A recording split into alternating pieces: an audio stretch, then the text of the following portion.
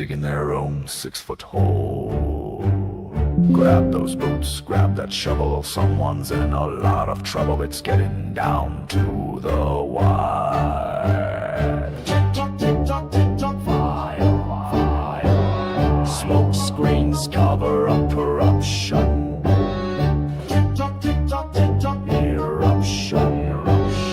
Counterfeit shares, hedgies dig their own 6-foot hole. Naked shorts, hedgies digging their own hole. Liquidity fairy, hedgies digging their own 6-foot grave.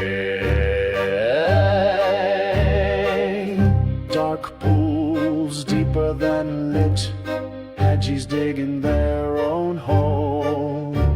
And another one, another one, another one, another one, another one, another one, another one, another one. Tick tock, tick tock. Tick tock, tick tock, tick tock.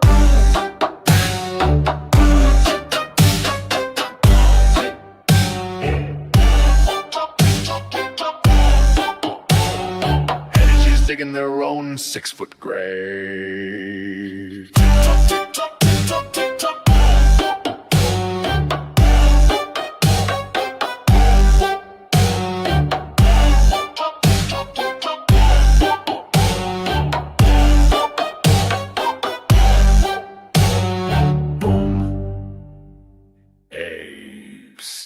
Together strong.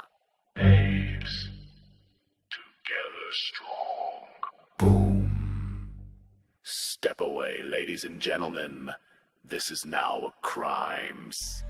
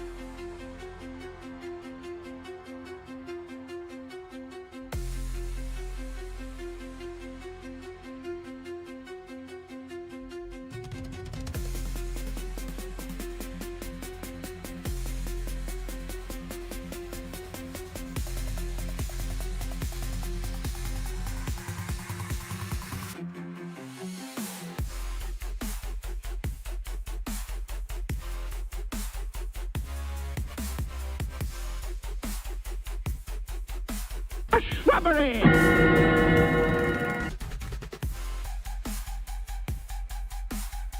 Another shrubbery!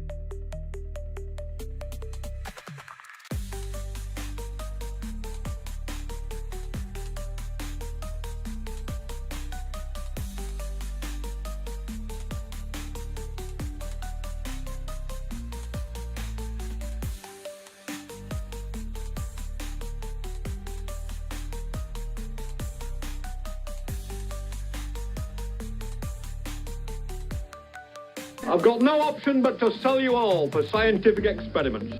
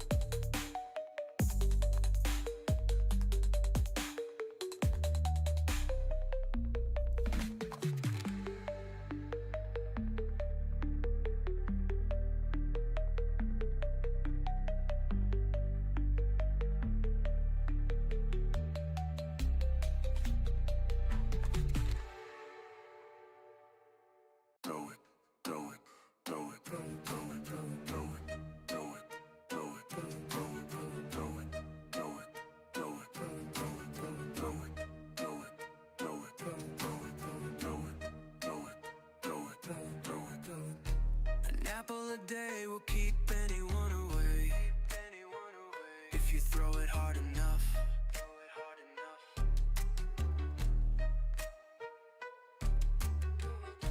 An apple a day will keep anyone away if you throw it hard enough.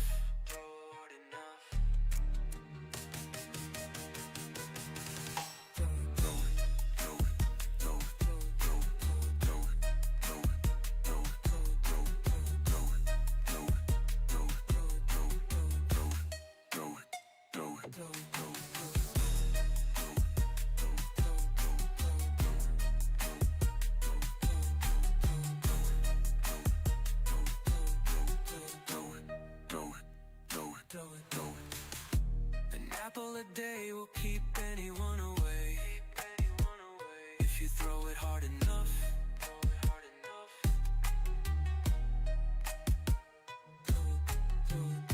An apple a day will keep anyone away if you throw it hard enough.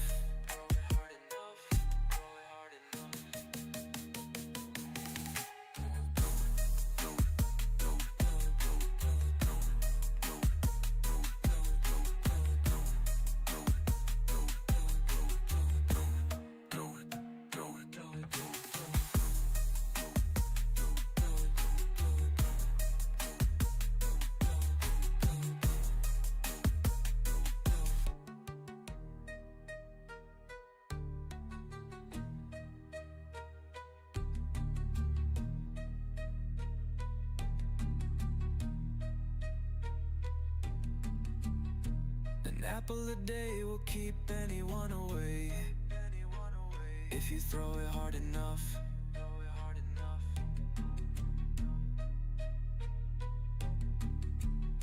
An apple a day will keep anyone away if you throw it hard enough.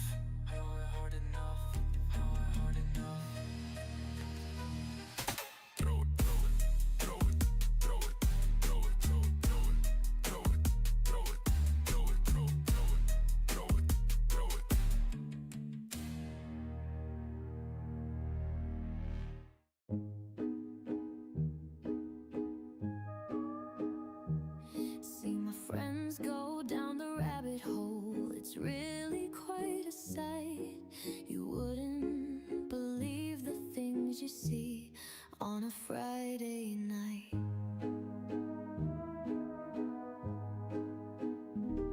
Little Susie's had a tough week. She's wound so tight that after just a little drink she's gone out of sight. We go down, down, down, down, down, down the rabbit hole. Down, down, down, down, down, down the rabbit hole.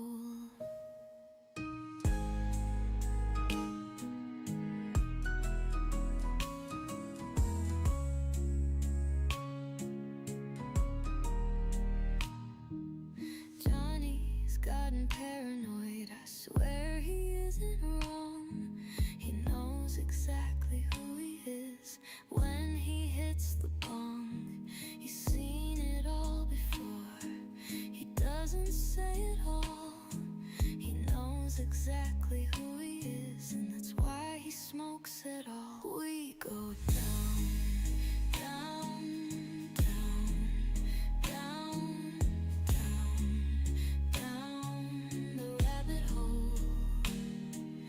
Down, down, down, down, down, down the rabbit hole.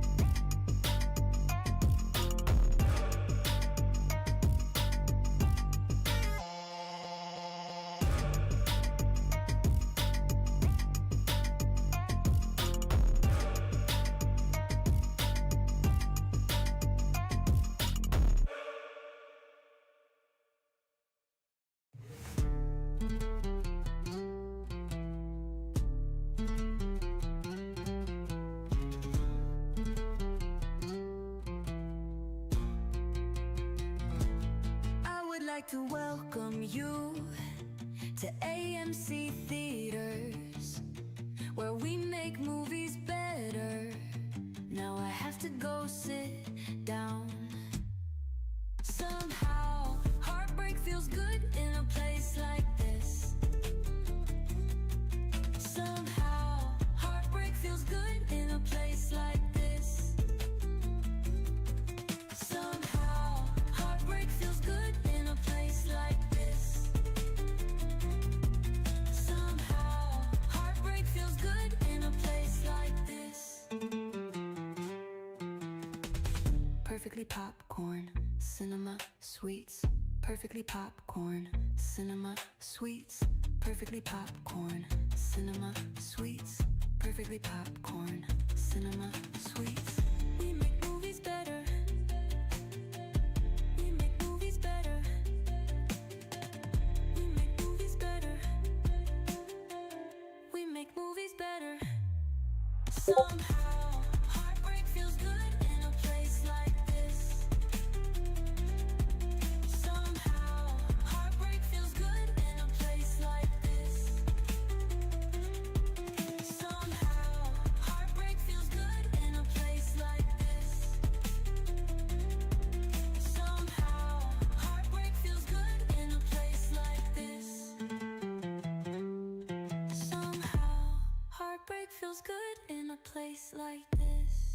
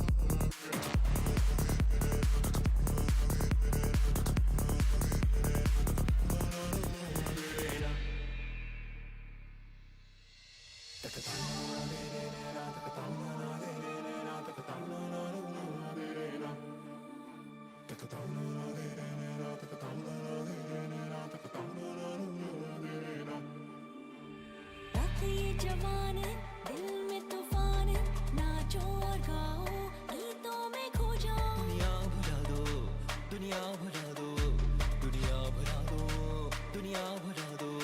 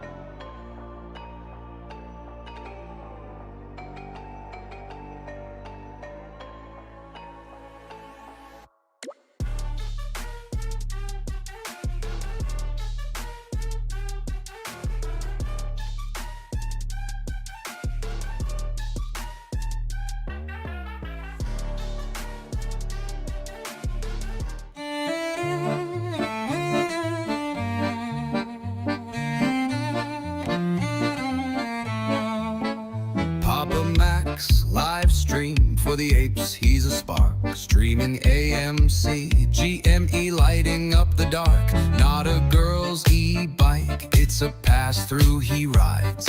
Apes apes together strong with Papa at their sides. Oh, Papa Mac with your fanny pack gear, your bad dad jokes ringing in our ear.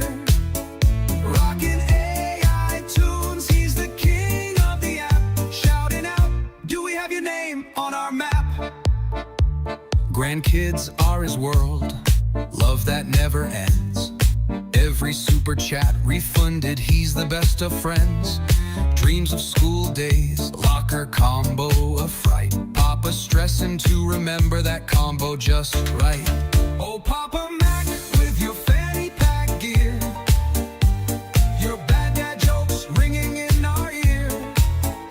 Rockin' AI tunes, he's the king of the app. Shouting out, do we have your name on our map? The AI music flows, beats so right. Papa's got the groove, he's keeping it tight. Streaming for the apes with a grin so wide. Bad jokes, big heart, he's our streaming guide. Oh, Papa Mac with your fanny pack gear, your bad dad jokes ringing in our ear. Rockin' AI tunes, he's the king of the app. Shouting out, do we have your name on our map? From the stream to the music, he's one of the champs. Hey, Papa Mac, don't forget your pants.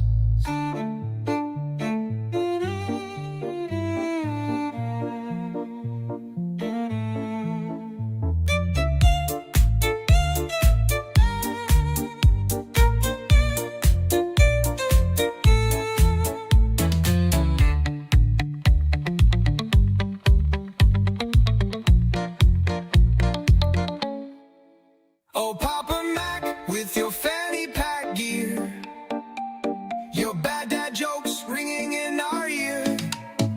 Rockin' AI tunes, he's the king of the app. Shouting out, do we have your name on our map?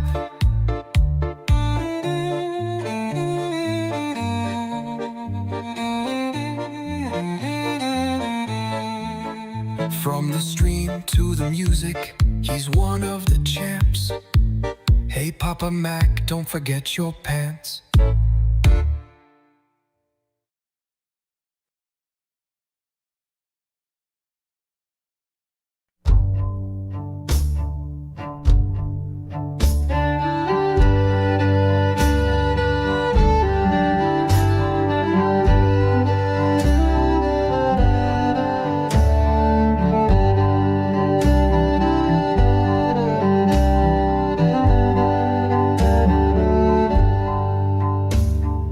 Papa Mac's live stream, for the apes he's a spark.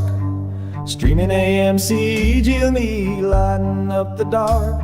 Not a girl's e-bike, it's a pass-through he rides.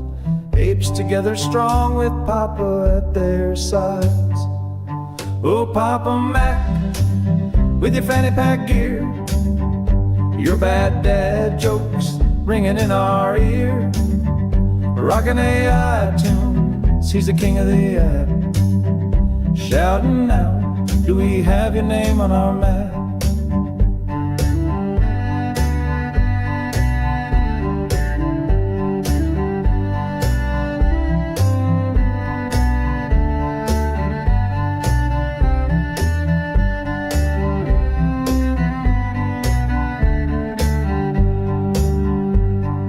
Grandkids are his world, love that never ends.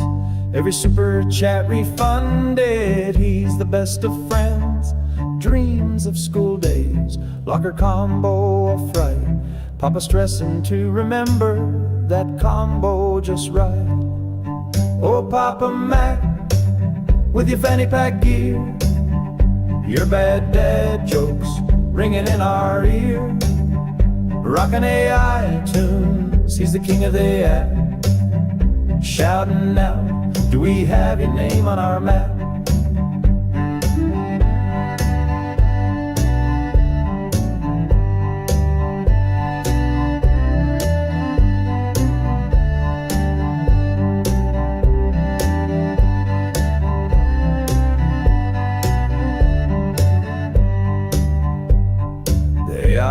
music flows, beats so right.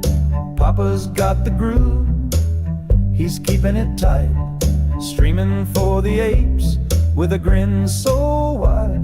Bad jokes, big heart, he's our streaming guy. Oh, Papa Mac, with your fanny pack gear, your bad dad jokes ringing in our ear. Rocking AI tunes, he's the king of the app. Shouting out, do we have your name on our map? From the stream to the music, he's one of the champs. Hey Papa Mac, don't forget your pants.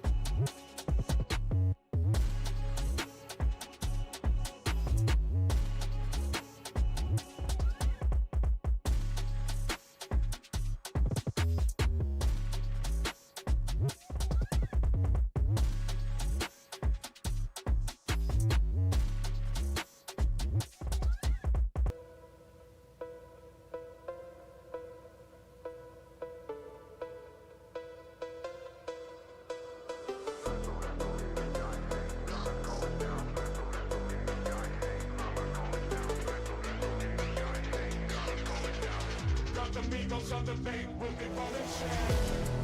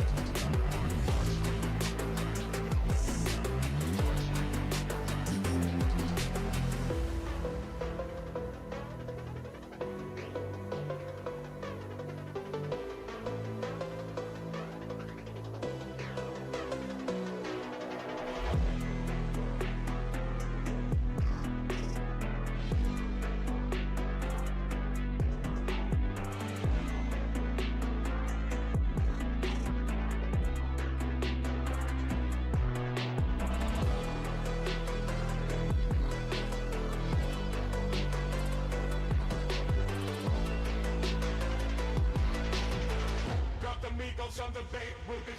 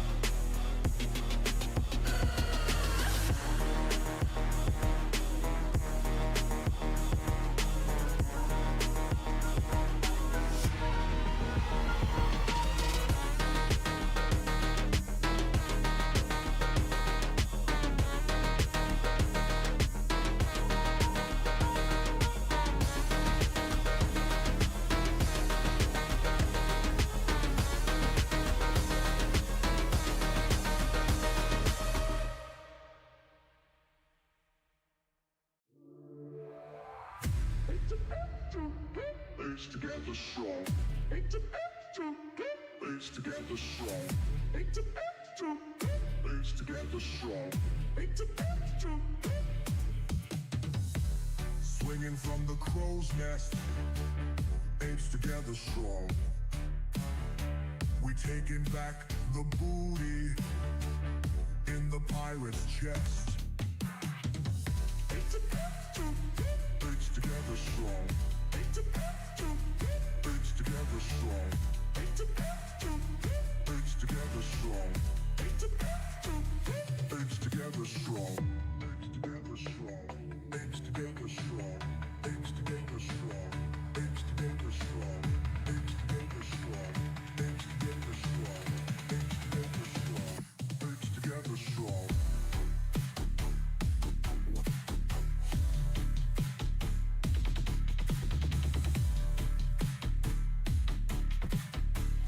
Apes together strong.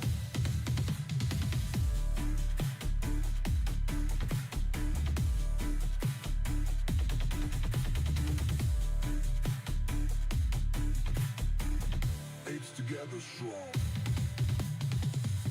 Swinging from the crow's nest, apes together strong. We taking back the booty in the pirate's chest. Apes together strong. Apes together strong. Apes together strong. Apes together strong. Apes together strong. Apes together strong. Apes together strong. Apes together strong. Apes together strong. Apes together strong.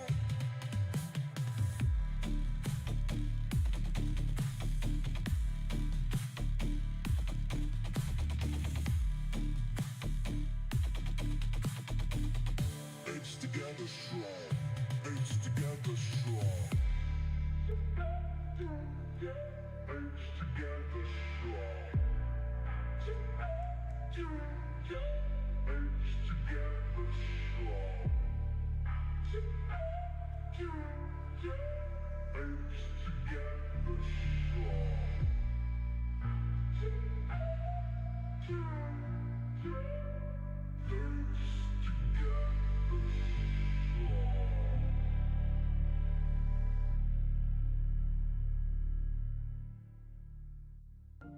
Swinging from the crow's nest, apes together strong. We taking back the booty in the pirate's chest. Apes together strong. Apes together strong. Apes together strong. Apes together strong. Apes together strong. Apes together strong. Apes together strong. Apes together strong.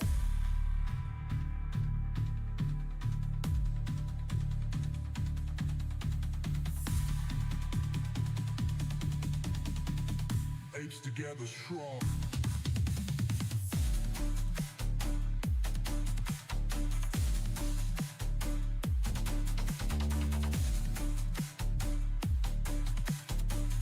Apes together strong. Apes together strong.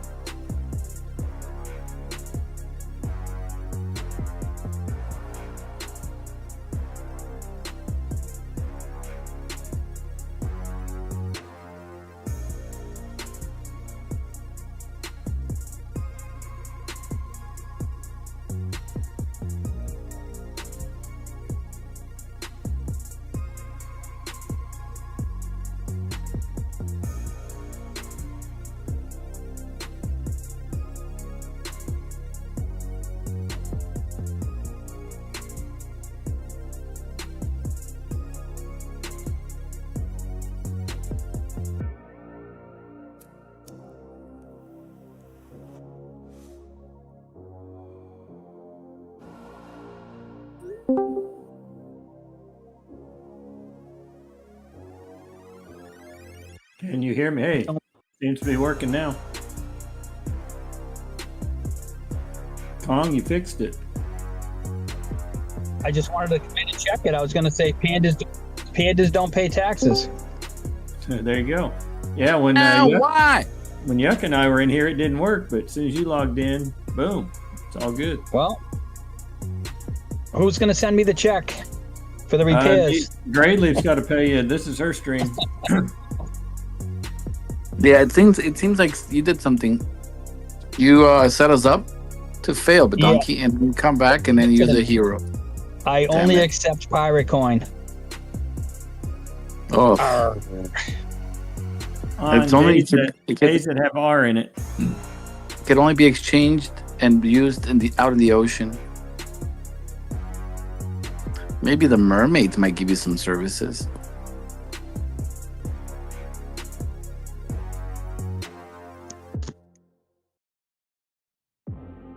Yep. So I Yucca, watched how's your options looking, Yucca? Oh man, I'm up. I'm up like $1,000. You're rich. Are you still gonna rave tonight, or are you gonna go blow your $1,000? I'm gonna go to Figueroa. So I figured. Hey, looks like we're going to No. crush the Max Payne this week, huh, for AMC? Who's It'll be a this? shocker. Who's Max? Max Is he in Payne is pain? $3. Is he in pain? He's going to be in pain this week. Yeah. Somebody's getting hurt, right? Now Strike why? price up. Yeah. Well, better than the other direction anyway. I'm happy. Yeah, my May 28th AMC shares are finally green. It's the only shares I got that are green, but hey, gotta start somewhere. I've got a bunch because I buy all the time. Yeah. Buy that last 9 for goodness sakes. No, Papa, I just bought some other stock that I've been staring at, watching it climb forever. That AEVA company. There's two. There's one I'm so pissed. I sold it yesterday, APLD. I sold it yesterday for almost break even just so I could have some money. Well, I ended up spending half of it on AEVA, but I'm taking the wife down to Connecticut Saturday, and we're staying over Saturday night, so I'd have some extra cash to play with. But I'm already up on the ones that AEVA I just bought a little while ago. Yeah. But if check out that chart, Papa, that is a nice looking chart. AEVA. What are they? AEVA Technologies. Oh, well, data company or something. But it's got a little breakout. It has like a little bear flag with it. It's breaking out again. But if you look at the weekly or the monthly, I mean, it just looks like a rocket. I've talked about it before. I bought and sold it. Now I just bought back in again. Yeah. For a while this time. Last week it's up $6.68. Yeah, it's a beast. Well, my OCD-ness would probably kick in and say I need to round up my AMC shares to even 12,000. But hey, that's me. Papa, I buy every week. Sometimes I buy twice a week. I guess if you're doing that anyway, it's always going to be an odd number. So I was going to stop at 10,000. oh, That was my goal for the longest time, and then just kind of blew by it because the price was so cheap. I figured, I'll just keep buying.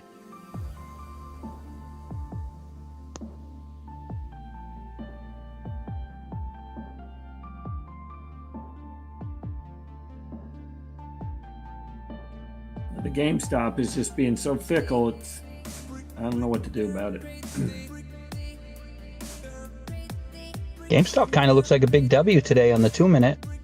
Looks like a large amount of volume came in about 11:50. Like A few minutes. 10 minutes, 15 minutes ago. Yeah, there's a huge candle, volume candle. I mean, it didn't move much, but it busted over the VWAP anyway.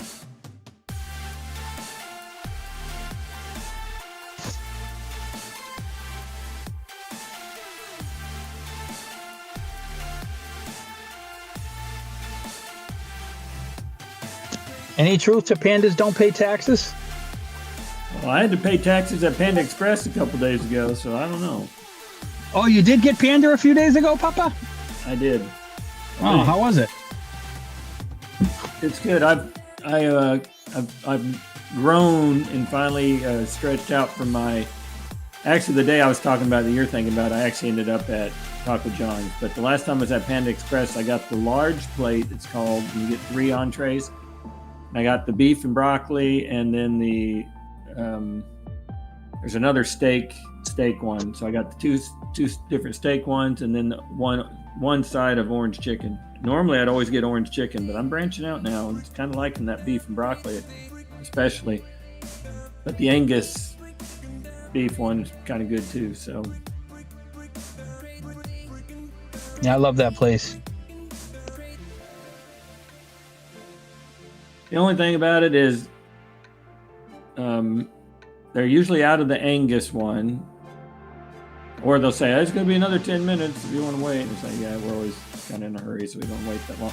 And they only will take like one order at a time in the drive-thru. So if there's more than one car, you know you're going to be there a while. Yeah, my wife refuses to do drive-thrus. Doesn't matter. She's going to get a better deal. Oh, the food's going to be fresher if she actually goes there and gets it herself. Yeah. We got kicked out of the stream. We did? Yep. GrayLeaf's here. Dang. GrayLeaf don't like what happened. They don't hear anything. I think it was the panda talk. Well, it was weird earlier that it wouldn't let any of us talk, but GrayLeaf, it's showing her still in Oh here. no, it's not. We didn't get kicked out. It's just back here. We're acting weird. It put me on. I was on speaker. Now I couldn't hear you. What the hell's going on? I think Yuck is the problem. Yep. Oh yeah. Get some Chipotle today. I got some yesterday actually. Apparently, Rugged was getting Chipotle last night in the drive-thru, and the place was actually on fire. I wonder if he got his order. Hopefully his food didn't taste smoke damaged. Some people like smoky food. Yeah.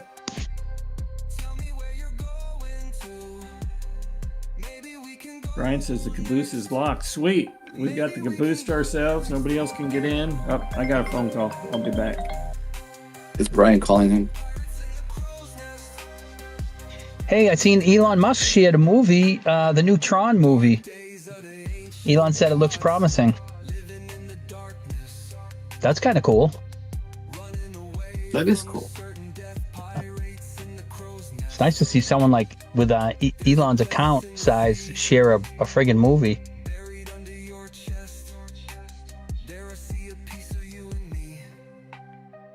Pirates in the crow's nest. Said that you're a know-it-all. Baby, you don't know yet. Tell me where you're going to. Maybe we can go. Oh, I'm just seeing now at least 3 dead in possible explosion at LA Sheriff's Department facility.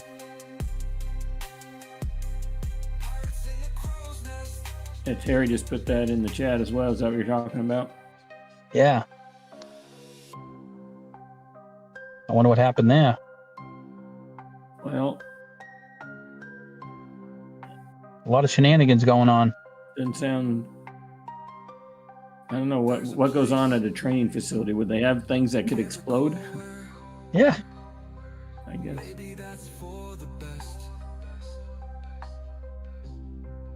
Calling it a possible explosion.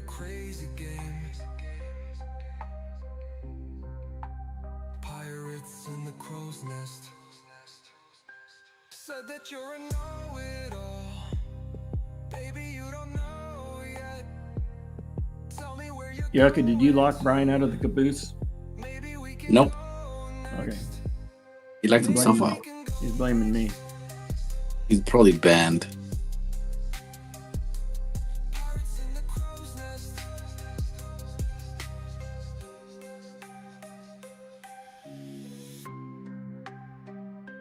Yeah, Yucca, you need to move out of that crazy California. It's getting too crazy out there. You need to move into a basement somewhere safe in the Midwest.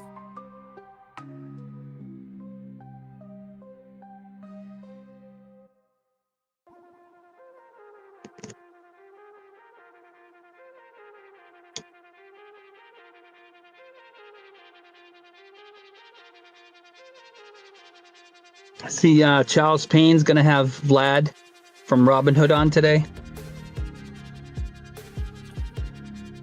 That might be interesting. Did you see Yeah, Did you see his interview with Ryan Cohen? Yeah, I thought it was great. I loved it. Charles was the cheerleader, or whatever, and Ryan, he was just kind of at least agreeing with him. I guess he didn't disagree with him, but No, Charles, I really like Charles Payne. He's probably like one of my favorite people who actually follows me on Twitter. yeah, he's on our team. I believe. So. I think so too, Papa. He's one of the good guys. Speaking of that, you guys will get a kick of supposedly this morning a Nicholas Pantano started following me on Twitter. I don't even do anything on Twitter, so I don't know if it's the real guy or not. How many followers does he have? Well, it seemed like it was only like 300 or something. Yeah. So it made me sus of. Yep. Let me go back, see if I can figure out where was it. Was it an email or what did I get about that? I think it was something on X. Does he have a blue check mark? I don't think I saw that either, but let me see, how do I figure that out? Yeah, because the real Nick has a blue check mark. Nicholas A. Pantano has a blue check mark. And he's only following... 12 hours ago, Nicholas A. Pantano followed, so I click on that. Yep. And the top says Yield Boss, which I don't know what that means. And follows you, founder, the proprietary trading 1,300 followers, 104 followers, following 104 followers. The real Nicholas Pantano has 13.2 thousand followers. Then the very first thing in this says, from Nicholas Pantano with a blue check mark, it says, Yield Boss server is officially open for the second time ever. This has never happened. So the fake account is sharing real stuff. So the Yield Boss server is officially open for the second time ever. What does he mean by that? Or that was posted back in April. Yeah, that's who. It's him, and he has one other partner, and the name of their, if you want to call it a company, I guess, is Yield Boss. So is this Yield Boss a real thing, or really connected to him that followed me? Yeah. So the one Nick, if it doesn't have a blue check mark next to his name, the one who followed you, that's a fake. Okay. Yep. Yeah, it says at NL Pantano _ at the end follows you. Yeah, no, there's no underscore. Well, hold on. Here, Papa, I'm gonna show you. The real guy looks like what I'm gonna. I don't know, what do you call it? I'm gonna share it to you in Discord. That's the real dude. He only follows 300 people, Papa. Yeah, that's what this one is. Well, 1,300 following, 104 followers. No, the real one has 13,000 followers. A little over 13,000, and is following 300. So some fake guy saw that Trevor and I maybe somehow mentioned this guy's name, so he globbed onto me.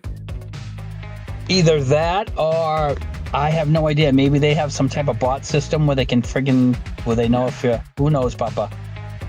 No clue. Just the guy that followed you, you can send him a direct message.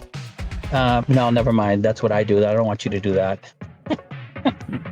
And tell him where to go and how to get there. Where to go, yeah. Just block and move on. Yeah. I'm actually not a big fan of the real Nick either, to be honest with you. Yeah. No, I think you don't think he's accurate? You followed him enough to... I think he probably, well, he also said that AMC was going to the moon a while back, that we were going to go, you know, up into the 30s and 40s, and he was wrong. And then after he was wrong about it, he kind of poo-poos that like he never said it. And then he says he's never been wrong about AMC for 3 years or whatever, for 4 years. But I already know it's bullshit because, you know, I watch everything AMC. Yeah. And he was one of those guys saying we were going to make a major move. And then he said, oh, but then now they stopped us at this POE. He talks about POEs or POIs. POI, point of interest. I've read enough that's all I've seen him say. Talk about these POIs. Yeah, he's a cocky kid from New York. I mean, you know, he's young. To me, he's young, and he's got some experience, I guess, working for in the financial world. But you know, his head's way too big for his shoulders. Yeah. Like some of that, I just write off to the age. You know. Yeah. Too much testosterone. But no, I definitely wouldn't. I just kind of, I'd rather listen to somebody like Stock Retail, who's got some business, he's got a master's in business or 2 masters in business, and he's been pretty good with his forecast on actually what the companies, you know, if they're going to make any money from quarter to quarter. I think he's been wrong one time, but he's been pretty accurate. And that's kind of the only stuff I watch. And I listen to our CEO, who says that the business is turning around. And he's going to be able to right this ship. You know, it's not going to be easy, but he's going to get it done, and that's what I'm betting on. And hold on a minute, if you watch the recent video that KC shared with Roaring Kitty, and he said what he looks for is deep effing value, which is a company that's a little bit hurting, but it's turning things around. He said, you know, the risk is a little bit higher, but so is the reward. And that's what I'm betting on. That's my bet with AMC. Gotcha.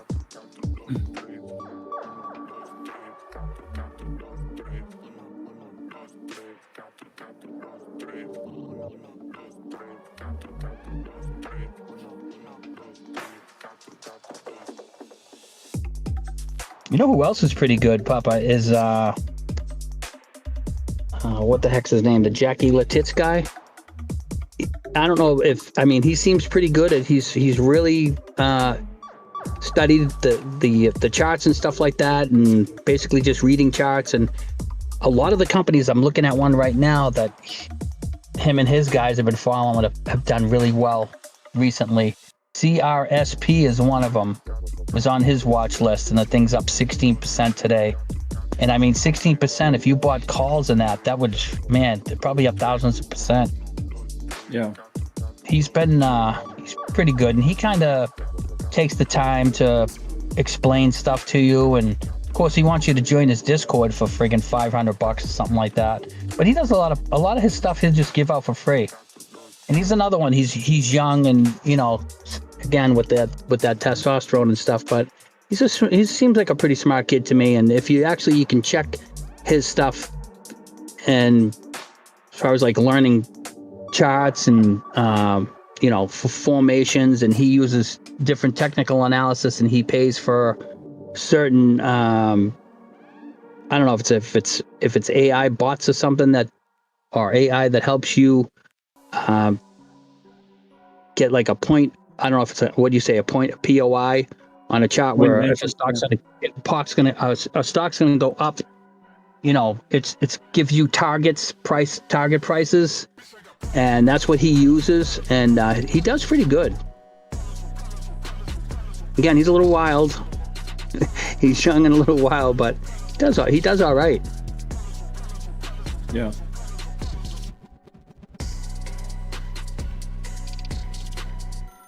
Well, I just blocked my first person on Twitter.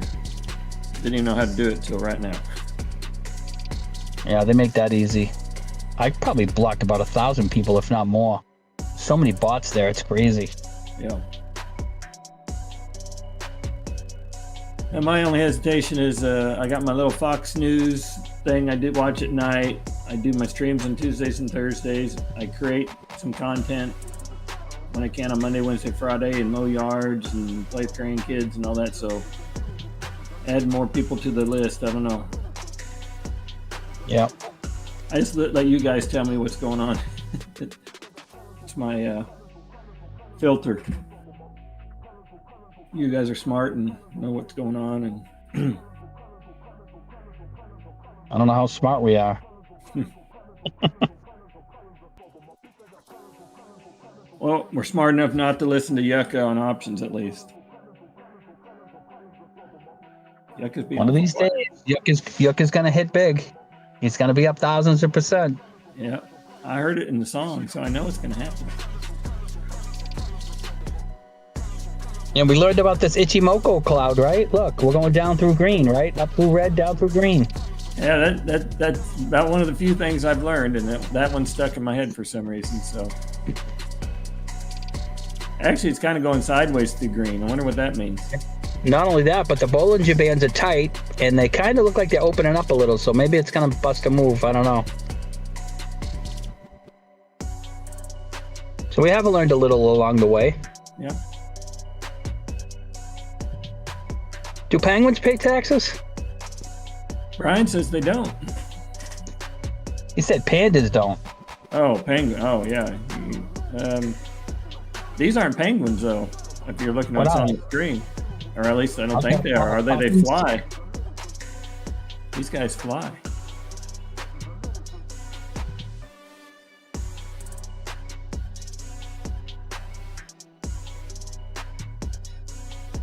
Pirate says he's learned how to block the Decepticons.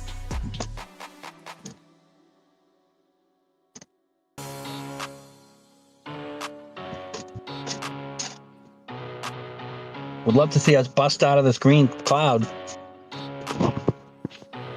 Break up and out of it, not down. Yeah. It's running a tight band at the last almost hour or half hour. 5, 10. Oh wait, are these 1 minute? She does 1 minute, right? Gotta be. It's just the last 10 minutes or so.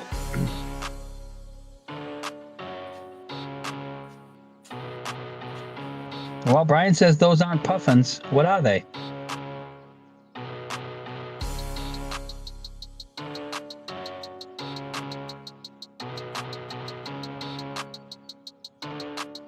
You're a funny looking bird. Good looking face.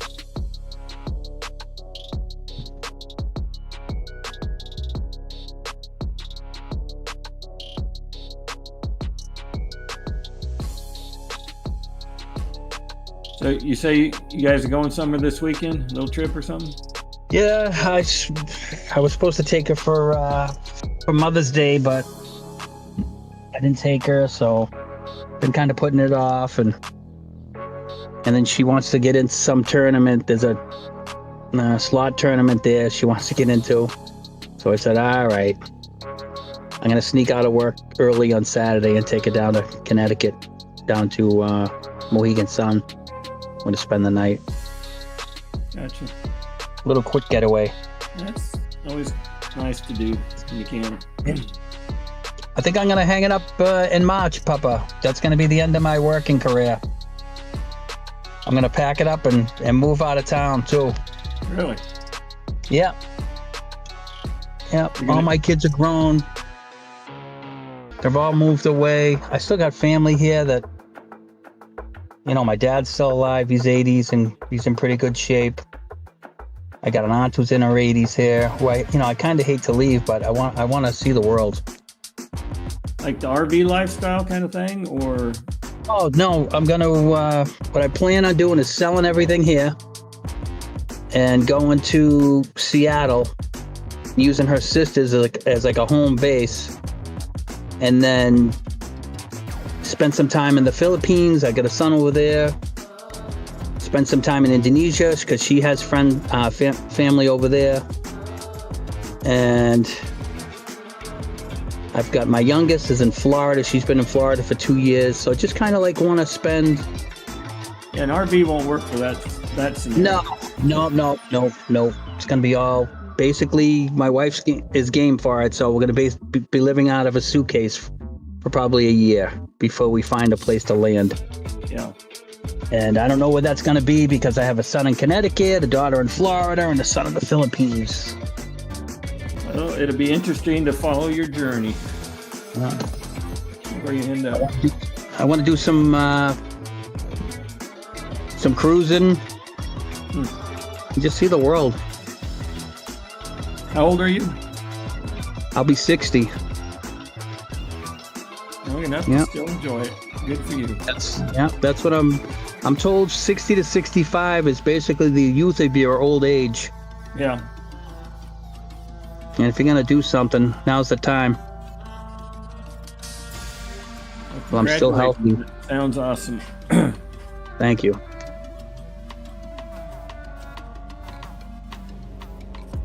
You do like that one lady that they were talking about. It said she was going to do 15 years on a cruise. And using that as her retirement plan. I love cruising. I've been on about 8 cruises, and I love it, but I don't love it that much. Yeah. Yeah, we've been on 9 or 10 now, maybe, but yeah, I don't know about year-round kind of thing. Yeah. Who do you normally cruise with? Well, we've had a variety. So our favorite is Royal Caribbean and Princess, but we've had fun because we did a carnival with like 24 family members, so it was like all my brothers and sister-in-laws and all the kids and my parents. So that was a really fun one. And that was on a carnival. We've done carnival a couple times, and it's a younger crowd and all that. And a lot of people kind of, they're the party boat. No, I mean we've had fun there. The only one we did once and didn't like was a Norwegian. We've done Royal Caribbean, Princess, Carnival, Norwegian. What else have we done? I think that may cover them all. So we've had, I've been on Norwegian and MSC, which is an Italian cruise liner, and we've done nothing. Once we went on MSC, we just stayed with MSC. Ironically, I've never been on MSC, so I have no information. Just a beautiful, great, unbelievable ships. Beautiful. And the food is fantastic, like it is on most cruise ships, but clean as a whistle and never any riffraff or anything like that. We've typically taken the value, looking at what's the best value. So where do they fall in that? Are they on the more expensive side typically, or? Yeah, they're pretty expensive. It's expensive, but it's worth it. Yeah. Have you done the Alaskan experience yet? Nope, that's on my list, Papa. That's worth doing. Yep. That might be one of the first ones we do, because our plans are to move out to Seattle. So that'll be. That's where we went out. Flew into Seattle. Yeah.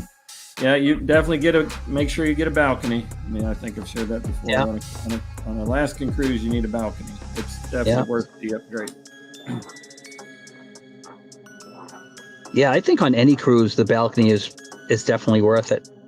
On our Caribbean ones, we've had a lot of times inside, and we were in the room so not enough. We just used to sleep and change clothes, and so it really wasn't a problem for us. But like I said, on the Alaskan cruise, there's always stuff to see no matter where you are. Where on the Caribbeans, you could be out at sea, for a day or many hours where there's nothing to see. So it's not like you're missing anything if you're in your room, but. About some of my favorite memories, though, were like just pulling in and pulling out of the ports. Yeah. It's just, oh my God, I got some really great video too. What a vibe in some of the ports when you're leaving, and just pulling in early in the morning and stuff, sitting out there with a cup of coffee. It's just I just love it. Yeah. I could do that for the rest of my life and be happy. The departure ports, we always went up on deck and did that. A lot of times we just slept in the morning, woke up at the new place or whatever. Yeah. We'd have to guess, like, okay, do we think we're at port or not? And we'd guess and see who's right and go outside and see what's going on. Yeah, I'm an early riser, so I'm always up. My wife will stay in bed all day if she could, but I get up and I'll videotape it. My wife's the early riser and I'm the later riser. So. Not all day, but I'll definitely later than her. And I haven't done any European stuff. I want to do a European tour and maybe get over to Greece. Yeah, you can see a lot of stuff there, and they're close together and a lot of ports. And my nephew did a Greece, and then we also were on a cruise one time with a mom and her adult daughter, and the mom had been all over the world cruising, and she said Greece by far was the best experience. She says you have to do that. If you're a cruiser, you have to do the Greece trip at some point. Hey, who let Brian in here? What's happening, Brian? Thought he said he couldn't get in. He slipped in because of the grease. I was locked out. I don't know why. I tried the door, and I had to push my foot in it. So, I jimmied the lock. I jimmied the lock. You guys wouldn't let me in. It's legit. As long as you didn't come in through a window. I was just listening to all your stories, and they're so good. They're great. Let me get my boots on. Hang on. Let me put my rubber boots on. I love the stories. Wait. What are you doing? Why? Now, why? Why? Yuck is ignoring us. I think we made Yucca mad. I was only going to come in if Yucca was in, you know what I'm saying? And now he's gone. He won't talk. Why's he doing business on Saturday? Well, is it Saturday in California? Is it Saturday, right? Did I miss a day? Wait. It's Saturday in Australia, maybe. Is this Saturday? If it is, Friday. I'm in trouble because I missed. Oh, it's Friday. Oh, it's Friday. Okay. Okay, this is Friday. Okay. Usually the stock market's not open on Saturday. Oh, so I'd say it's probably Friday. I didn't know. Oh, I just thought you guys were in here talking. I didn't know. Look at that traveling through that green cloud there, Kong. What does that mean? It's just not doing anything, up or down. As long as it doesn't drop through it, I think that's a good sign, right? I guess. What's a green cloud? Green, usually down through green and up through red. I thought they're only silver clouds. Silver linings. Yeah. Oh, silver linings. Pro Jeweler knows about that stuff. He's an expert with silver. Yeah, where's Pro Jeweler? He says his house is raised to 10.5 feet, but the garage is on the ground at 6.5 feet. So, is he talking about the hurricanes? The dam buys him an extra foot. What? The hurricane? There's supposed to be a hurricane sometime. Oh, I didn't know that. I haven't heard that. I don't know. Is that what he's talking about? I don't know. He's saying his house is at a higher level. I guess his garage is the early warning sign of problems coming his way, I guess.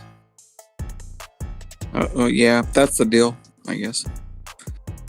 Yep, it's that time of year, it's hurricane season.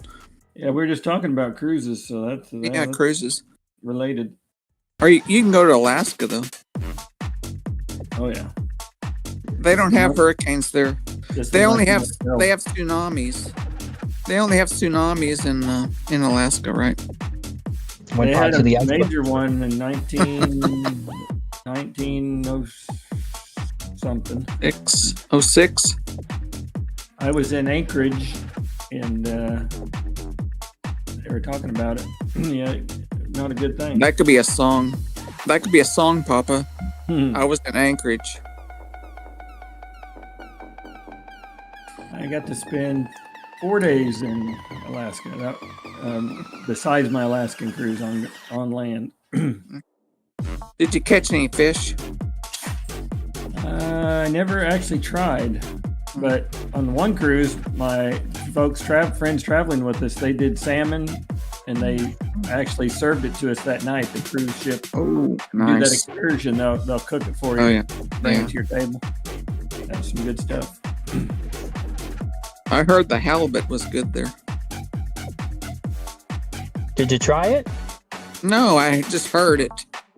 I heard I heard the halibut was good. I tried the Should've salmon tried for it the just for the halibut. halibut. The halibut.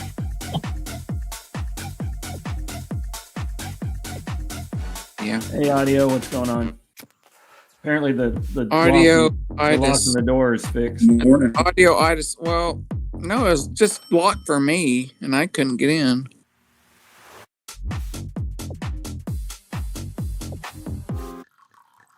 Well, we'll have to change the locks again, Kong, because obviously it didn't work.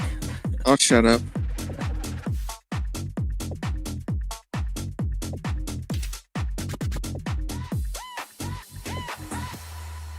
Should we do a safety check on Yucca? Trouble check. Trouble check. Do a trouble check. That explosion at the sheriff's office, and we haven't heard from Yucca since. Someone could have pistol whipped him. Now, wow. There's Yucca. Oh, he's safe. Yucca has been marked safe in the caboose. Now, why? Now, why? Oh, Danny boy. Oh, that hurricane's headed to Louisiana, so Pro Jeweler and Pirate should be from Glen to Glen, safe, and Danny. And down the mountainside. Where's Danny? We got a lot of Floridians that are in this group. Is Danny safe? Is Danny safe? Danny, call in. It's headed to Louisiana. The Floridians should be Louisiana. Okay. Safe. I might get some of that rain if it's headed to Louisiana. Do you think our shrimp prices will go up? Hope not. I love shrimp. Okay. I know, I like shrimp, but the next day it's bad. You know. Is jumbo shrimp false advertising? Jumbo? I've had those big, like, tiger. We call them prawns. Call them prawns, right? We call it a shrimp or a prawn. What's the difference? What's the difference between a shrimp and a prawn? I don't know. Whether you're a Louisianan or not. Okay. I know my uncle was from Louisiana. Man, we made it all the way to that end of the cloud just about, and then it dropped. Dang it. Yeah, but so if you look at the VWAP though, the VWAP is right there. So let's see if we get a bounce there. Right where we are right now. Let's see if it's gonna drop through or if it's gonna get rebound here. I think we should get a rebound. No, maybe not. Oh, Danny boy. Oh, it's right there. No, we are getting a little bounce here. Good. We love a good bounce. The RSI is way down low, to almost 30. But we got good volume today. We got almost 9 million shares for just, end of lunch. That's pretty good for us, I think. I agree. Not bad. Not bad. You agree, Yucca? I agree. Yucca? Yeah, I agree. Now, why? Interesting. Why is he here? I don't know. Why is he here if he's not talking? I don't get it. Are you just sitting there making money, Yucca? Is that the deal? It's all about the money. Yucca's sitting there counting his money while we're sitting here talking. Pro Jeweler says it's all about the size, whether it's a prawn or a shrimp. Oh. So you're saying that it's the same, a prawn and a shrimp? If it gets too big, it can't be a shrimp. Because shrimp means small. It can't be a shrimp because shrimp is small. Okay. Okay, I got it now. That makes sense. That's where I get confused when they say jumbo shrimp. It's like jumbo shrimp. Big, so, small. Would you call it a prawn then? If it's a jumbo shrimp, or what I think. It's not a prawn yet. It's just a jumbo shrimp. Okay. Oh my God, it's so confusing. I'm so confused. Oh, I got my grandkids here. I didn't see them sneak in, so I gotta go. No, just ignore the grandkids.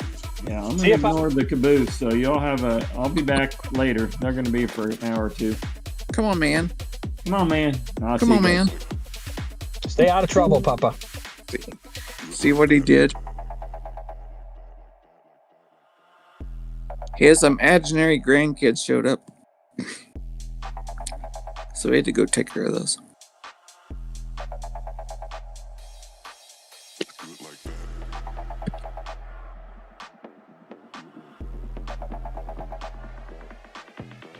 And then there was 5.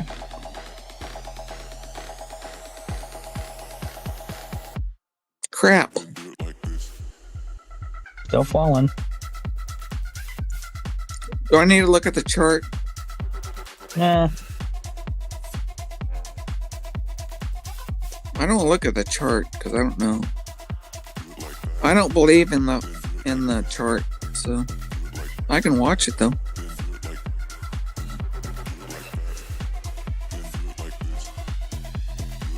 What about the Ichimoku? Do you trust the Ichimoku?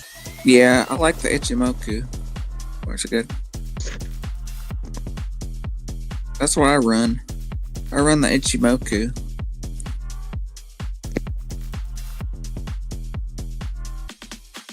But then I like sushi, so. How do you feel about Bollinger Bands? Bollinger? I don't know. I guess everybody uses those, right? I'm not sure what they do. I like the RSI thing is good, and the MACD. I like MACD. That's good. Well, if you like the RSI, I think it's in the. So is it over some? Or it's way down, like 30. Oh my gosh, at 30. Yep. But it's pointing upwards, so maybe we get a rebound. We were running at like what, 85 or something? 70. 70 on the RSI. Okay. Hey, Brian. Hey, Yucca. Hey, Brian. Hey. Hey, Brian. Hey. Hey, Brian. Hey. Que chingados.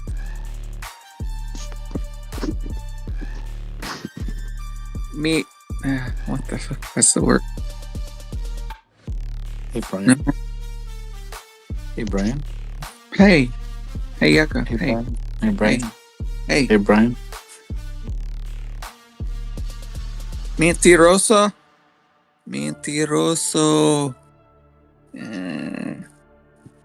Que chingados. KSS bueno. Hey, Yucca.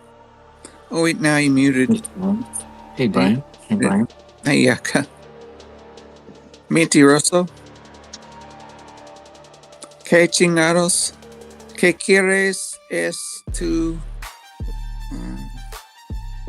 Oh, my Spanish is like way off. I can't do it no more. ¿Dónde está?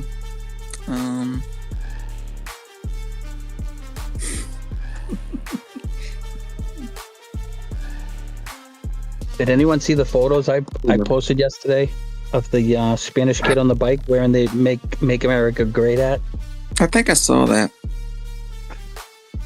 Looking at him, I took that photo at him looking at me, and he knew he was thinking. I think he thought that hat made him invisible. I think he thinks if he wears that hat, that like ICE won't come after him. What do you think? Do you think his theory is any good? I have no clue. I kind of felt bad, to be honest with you. Thinking, wow, that's how bad things are getting around here. No, they don't care. People wearing, they don't care. I think at the same time, I have a feeling. I'm like so. How do I put this? Conspiracy. Conspiracy. Yeah, I know. I feel like some of these raids that they show on TikTok or wherever, they look like they're like actors. Really? Like, yeah, it looks like it's just weird. Like, it makes no sense. Like, they're just like, and then other people get involved, and those people that get involved, they shouldn't be getting involved. And those are the ones that get in trouble. But everybody's, I feel like they're acting. They're like, hey, you. I know the one you're talking about. You're talking about the guy who ran into the hospital, right? Yeah, like there's a few. Yeah. But it's like, you know, they're acting and they're putting it out so that people can see it, and there can be in fear. People are in fear. That's how I feel. Because I personally have not seen any ICE agents out here. Like, I'm out, you know, delivering stuff. This is a true story. I went for a walk early in the morning. I think it was must have been a Sunday, and I actually took my wife with me.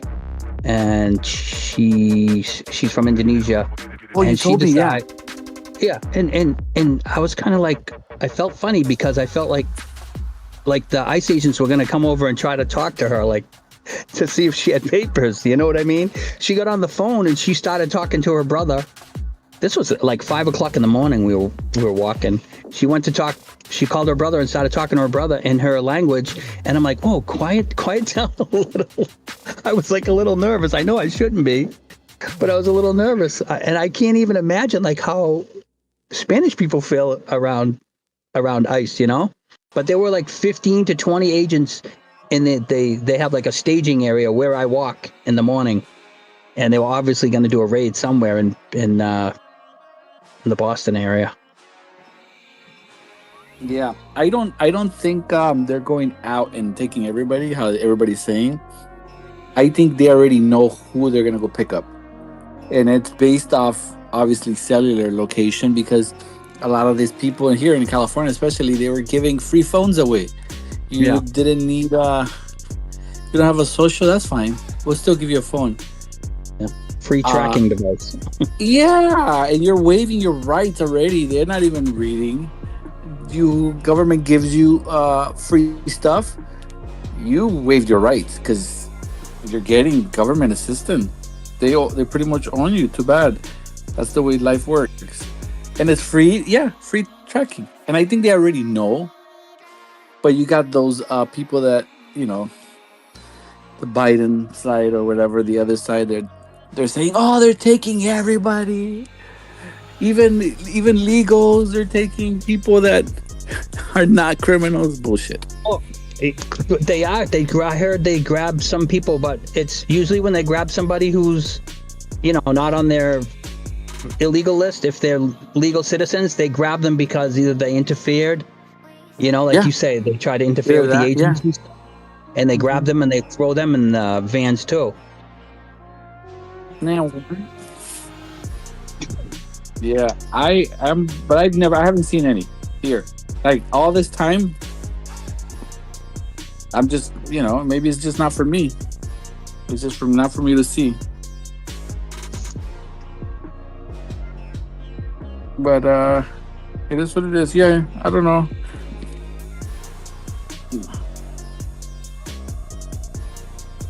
And it's all right. But you gotta, you know, you just gotta do what you gotta do. You get pulled over or whatever, you get stopped, they take you, and you just say, yeah, man, I'm legal. You want to run my social? I guess a lot of people took up that deal where they give you $1,000 if you self-deport, and you could actually, you know, you have a chance of getting back into the country. Because if they deport you, if they're forced to come get you, then you can't come back into the country. But if you self-deport and basically you say, you know, I'm here illegally, I want to self-deport, they'll give you $1,000 and help you get back to your country. Look at that. $1,000 is a lot of money in other countries, you know. Yeah. It's like, well, I think the best part of that deal is that you don't ruin your chances to get back in if you want to come back. I think that's the bright part of that. You think they'll let them back in? I'm sure they record them and they're like, dude, you were here illegally. Yeah. No, the people that self-deport, that I think they might, yeah. They want to speed up the process for sure because they know the system now that they all have complaining about forever. It's just not good enough. So I think that's what some of that new money is for border protection and, you know, doubling up on the people who speed up those processes, you know, getting the judges and stuff like that to help people either get rid of the people that shouldn't be here and help other people get in that want to come here the legal way. Because the country could end up in a problem where we just don't have the bodies to keep the country running, you know? I know people just have this fantasy in their heads that these lazy American people are finally going to get back to work, but I don't know if that's ever going to happen. These people that know how to milk the system, they're experts at it.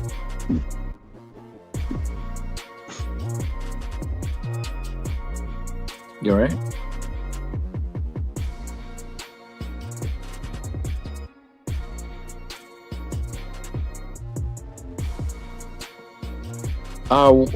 Is it what's that one channel? Is it Simulated Trader, or you know that robot? Yeah, he's Spanish. What's his no? What's the name of the channel? Yeah, Simulation Trades or something like that. Yeah, I was trying to look for it. Yeah, he's Spanish because I've heard his regular voice, where he uses he got rid of that. A lot of people. Voice, he uses his regular voice. What's his name is also, but he's big guy right now. Not so big on AMC, but he's big on GME. Simulation Trades, right? Yeah, I don't know. I was trying to look for the channel yesterday. I couldn't find it because I think Elgato said that I think he has a video out that ChatGPT said 2 weeks we might get a squeeze. So that's interesting. Yeah, you know, I know, but come on. Come on, you never know. It could just be, you know, ChatGPT might know more than we do. If it happens, you're awesome. But I'm not like we've had so many. Remember, we used to talk about quad witching day and stuff like that. Yeah, we thought we were gonna moon and nothing ever happened. Oh, so yeah. I'm gonna have like a little trust in God, and I'm gonna just keep doing what I've been doing. And my gut told me just keep buying until this thing actually gets a good move. And listen, my plan is to always be an AMC holder for the rest of my life. I'm always going to have stock in AMC. I might not have 12,000 shares, but I might have 4,000 or 5,000 forever. Just as like just as part of the ride for me.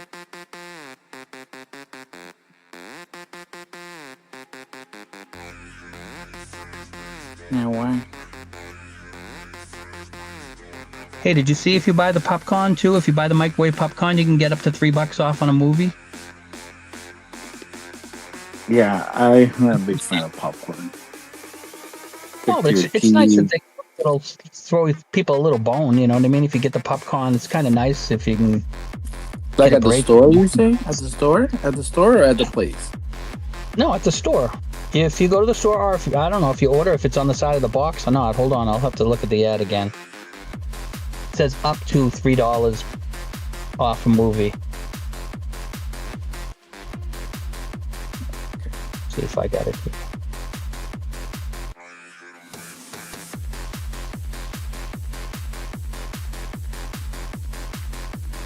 I was complaining that they're not doing enough to get people into the theaters, you know?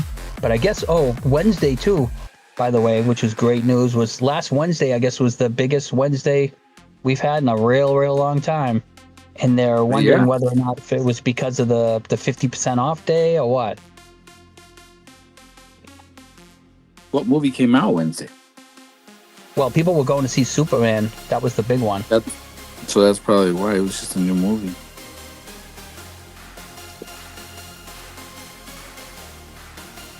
And vacation. A lot of kids are on vacation. Oh, if you buy the popcorn at the theater, I guess, it says, just keep swimming and snacking with our mouth-watering line of AMC grocery popcorn. Get up to $3 off your next theater visit with purchase. No, so I guess if you buy the popcorn, it must have something on the bag. I guess, that says you can get up to $3 off of them on a movie. Oh, that's cool then.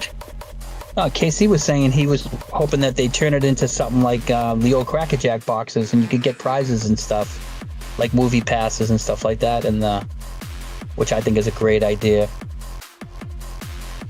If you put that inside the popcorn, like the old Cracker Jack stuff.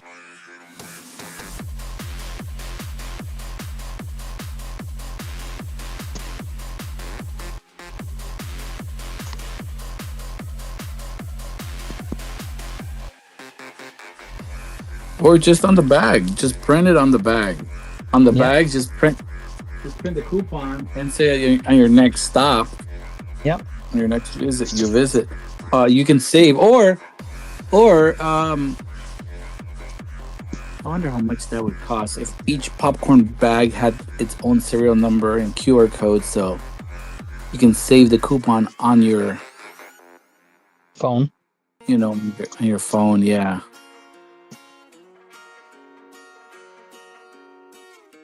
Or you can collect points. Just the same thing as when you keep buying tickets, then you get to a point where it's like, oh, you have enough points to get a free.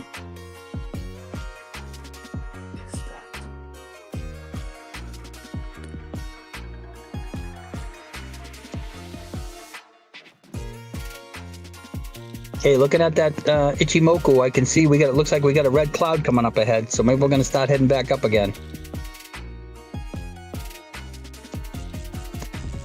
I hope so.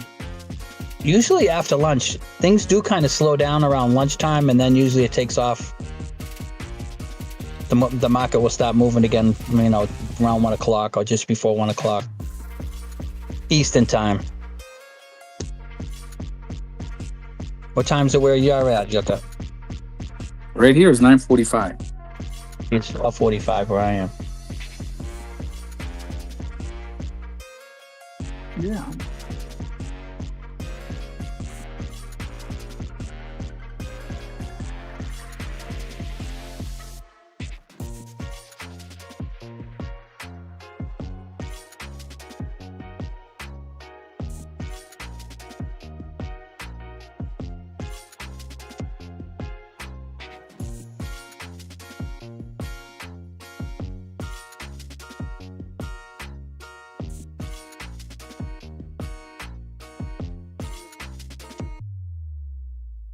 Boy, Britney Spears has lost her mind, huh? I haven't kept up. Oh, are you on Twitter at all? Do you just scroll through Twitter? No, not really, man. You're better off. No, yeah. What happened? A lot of videos of herself, like dancing and with a cigarette in her mouth, and she looks like she's just out of her mind. Maybe she's got a following and she's got to keep that crazy shit going. My God. People just, sometimes people like to see her fall apart. Maybe she's making money. Probably just acting now, looking ridiculous. Maybe her agent's saying, just keep doing what you're doing. You're getting views, that's important. I mean, legit, she looks like a crazy person to me.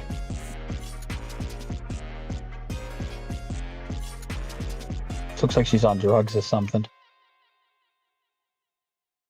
You have long hair? Yeah. Still blonde. Okay. And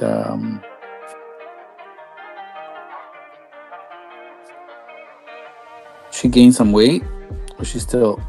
No. She's in good shape, but she looks like a crazy person who doesn't stop dancing ever. And she has like a really crazy look in her eyes. Ooh, I know that and song. A lot of it's like inappropriate stuff too. Like her moves are not for someone who's a mom. You know what I mean? Like you would not be proud if that was your mom doing this stuff.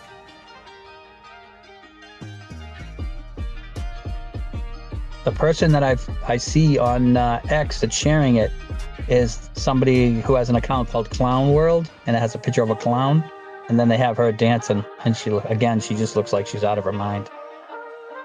Like she looks like someone who needs help.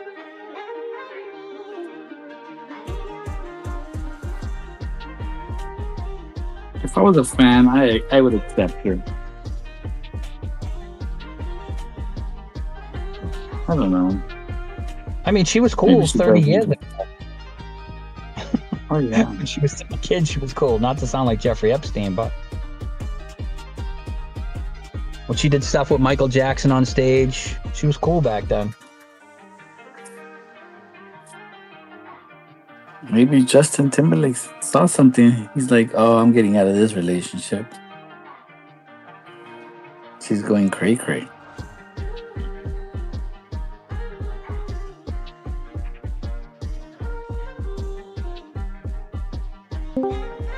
Uh-oh.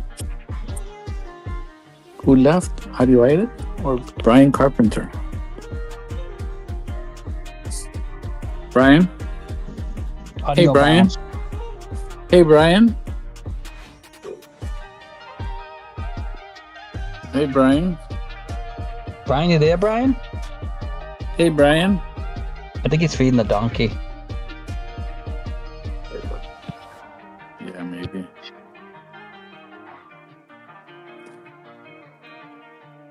So are you going to retire?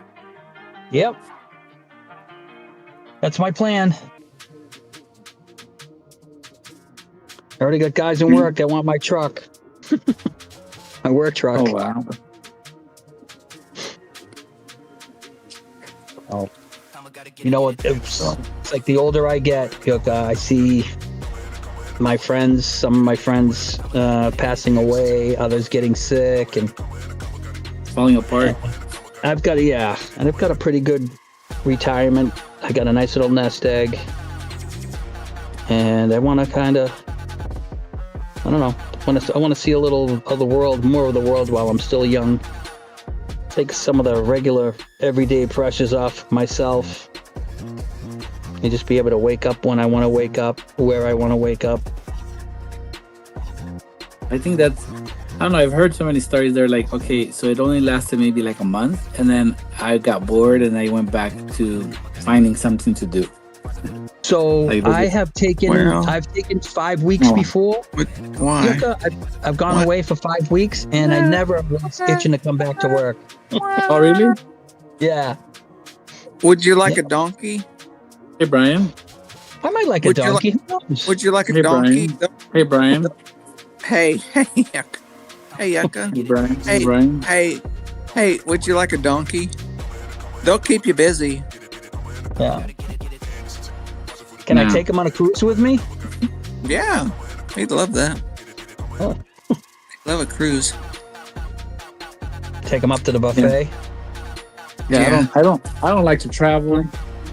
I don't like to go camping. Yucca. I like my indoors. Hey, Hey, Brian. You do a man. Brian. Hey, Yucca. Hey, Brian. Don't talk over me. Hey, Brian. Quit talking over me. Quit doing it. Hey, do you go to man camps, Yucca? No, I don't go to. No. That's where you go. You go to man camps. Hey, Brian. Hey, don't talk over me, man. Hey, Brian. Don't do it. Don't do it. Don't do it. Yeah, I don't know. Don't do it. Hey, man. Hey, Brian. You know where you should go? The La Brea Tar Pits. Go there. Go to La Brea Tar Pits, Yucca. I probably will go there. I'll go there. Do it. Hey, Brian. Hey. What are you doing? Where's Rugged? Where's Rugged? He's making money. Hand over fist. Are you sure it's not fist over hand? He's doing fisting something. He's fisting something. That's the deal. Is his fist between his knees, and is he squeezing his knees? That's the question. He's squeezing these. Hey, Brian. Hey. Don't do it.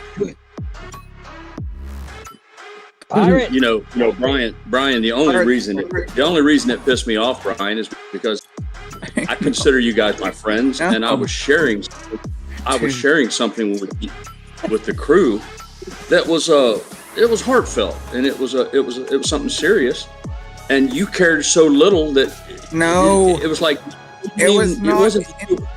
It wasn't that you ignored me. It was No. that once again you just spouting any kind of frivolous, silly bullshit to command attention for yourself. When I was trying to show a little bit of vulnerability just for a minute now. So I don't give a fuck, Brian. If that's the way you treat your friends, then fucking go for it. You can't even own it right now. See, I let it go. I didn't say nothing. I had my piece and I moved on. And now you're trying to make a fucking comedy bit out of it. You know, No. if you want to be a friend, if you want people to be your friend, Brian, act like a fucking friend, but don't act like an asshole or a passive aggressive asshole and then make yourself the victim. I'm fucking done with you. I gave you a pass once before for being an asshole and refusing the offer of friendship. I don't hang out with people who shit on their friends and then act like it's a fucking joke. So you're fucking dead to me. You continue to make all the jokes you want about being pissed off or somebody talking over you, but you're a fucking shitbag in my eyes. I want nothing to fucking do with people who are shitty like you to people who try to be their friend. Now, that's the last I'm going to say about it. So go back to making your fucking funny jokes now. Okay. No, that wasn't my intention. I was just spouting off. You're right. But I wasn't being shitty.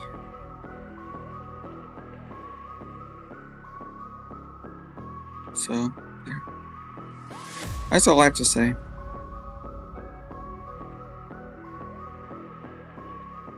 Now, why?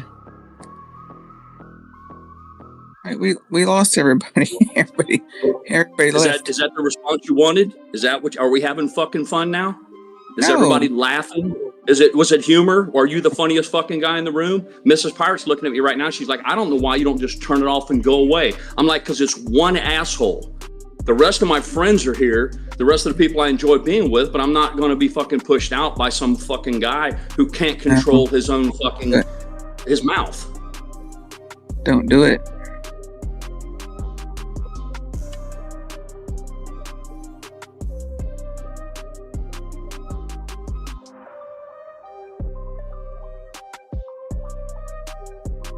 No, that's it. That's all I had to say. But I interrupted you. I'm sorry, but it's no big deal. So I wouldn't be so sensitive. How dare you? Right? I wouldn't be all Greta. What's that girl's name? Thornburg? Don't get all Greta Thornburg on me.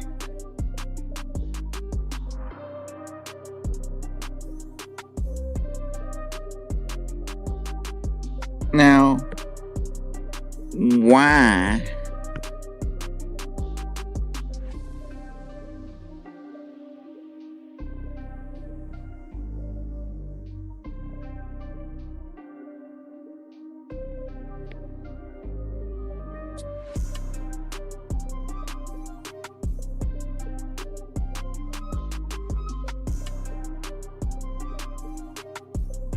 It was Yucca's fault.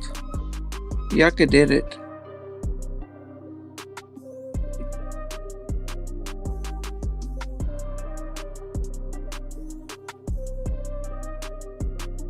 Is it clear? I think we're clear. Clear for takeoff. I had to cover. There was shots being fired left and right. I don't know. Damn it, Brian. What you do? What I do? I don't know what you did. I did I guess so. I don't know. You did something to people are too sensitive these days. It's okay. It's okay. What did I miss? I just like hanging out with the OGs anyway.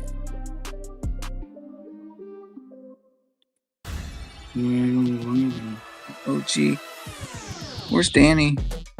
Danny. Oh, Danny boy. Danny boy. Oh, cornholes are calling. Oh my god. It's so damn hot. What the fuck? You're even after walking around naked around the house, you're still hot? I was walking around naked, I'm sweaty and everything. I need to go, you know what I need? I need to go get a petty. That's what I need. Until we get a beer, a cold And a- beer. Cold Blue Moon. Maybe. Yeah. Blue Moon. With a slice of orange. Yeah. Yeah. How's AMC doing? Is it good? We're good. Oh, it's great. Are you going to see Cat Striker? I'm not seeing her. We could meet up at Cat Striker's bar one day. You know, after Moas. Who's ass? Moas. I don't know anybody named Mo, and I don't want his ass. No, you know, the mother of all. Whose mother's ass? Whoa. Mother Mo's of all. mother's. Mo's ass. Mo's ass. You don't even know anybody named Mo. Don't say that. Mo. Mo's ass. Momo. Mama. Nyanya. Nyanya. Where's Nyanya? Nyanya. Where's Nyanya? That's right. Where is that Nyanya at? Where's Nyanya? Where the heck is she? Nyanya. Fly me to Virginia, Nyanya. Ooh, Fly Me to Virginia. I like that one. Remember the old days? Yeah. Yeah. The good old days. Those were our honeymoon.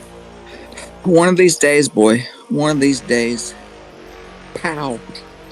Pow. Right in the kisser? Pow. No, pow to the moon. Not in the kisser. That was Jackie Gleason. Jackie Gleason said pow right in the kisser. But you can't do that. You can't do that. What? You don't want to kiss her right in the pow? You don't kiss her in the pow. Would you? I would kiss her in the pow. What if she has an infection? I'm not gonna kiss that infection. What if she's baking bread in the... What if she has hemorrhoids in her pow? Well, you use the preparation H. I wonder if women get hemorrhoids. They do. I don't think so. No, they don't. They get lots of stuff. Lots of stuff. What does that mean? They get a bag of goodies? They get lots of more infections than you do. I wonder if the reason why is because they like sleeping around. They don't like admitting it. No, it's because they have a short urethra. Oh, how convenient. You know everything. Yeah. Well, I've been in school. I know things. I don't know everything. But yeah. I know how to piss people off. That's for sure.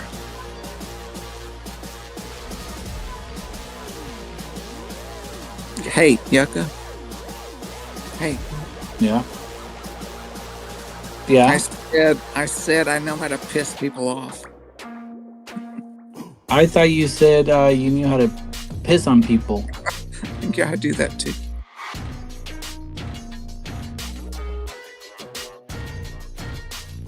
No.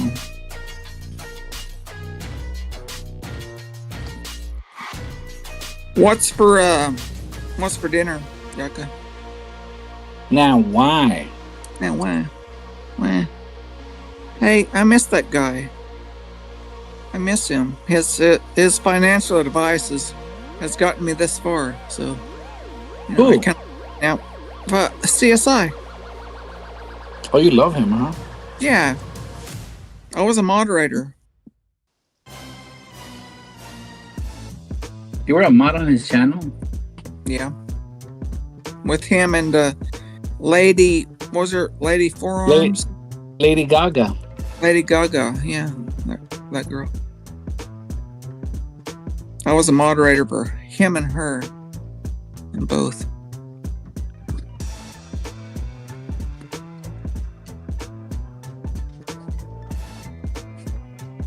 Oh well. I think I've extinguished my repertoire, so I will say good day. Have a And great day. have a great day, Yucca. Have a good day in California. Keep it tight. Hey, Yucca. Hey. Hey, can you make me now a what? trophy? I made you. Yeah, and then I'll send it to God damn it, this guy, man. Send it to Pro Jeweler so he can coat it with his usual stuff.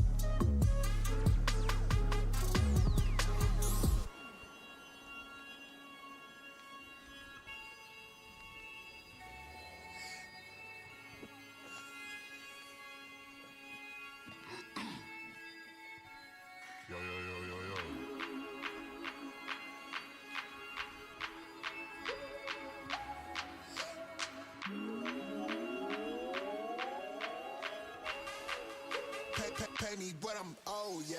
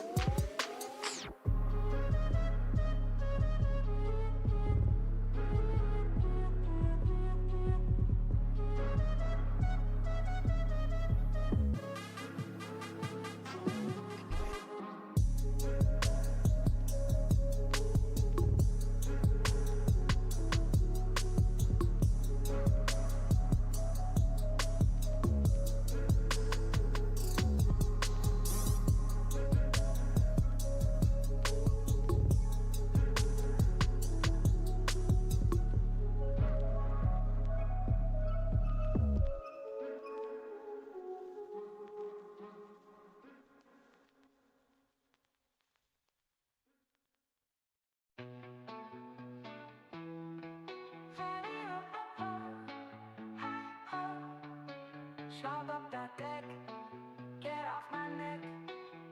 Content strike, ain't got me a check. Rope a dope so, oh ha ha. Jerry was so mad, ain't got no money, ain't got no honey. Just really plain sad. Jerry, are you okay? Are you okay, Jerry? S-T-D, touchdown, had to let you go. Over leverage with compliance and shame. Touch yourself, cause you got no game. Let's say, why are you so mad? Oh, ha ha. Jerry, why so mad? Ain't got no money, ain't got no honey. Just really plain sad. Jerry, are you okay? Are you okay, Jerry?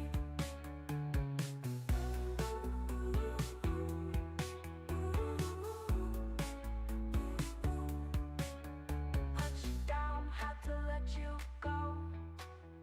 Over leverage with compliance and shame. Touch yourself, cause you got no game. Then say, why are you so mad? Oh, oh, oh, ha, oh. Jerry, why so mad? Ain't got no money, ain't got no honey. Just really plain sad. Jerry, are you okay? Are you okay, Jerry? Jerry, why so mad? Ain't got no money, ain't got no honey. Just really plain sad. Jerry,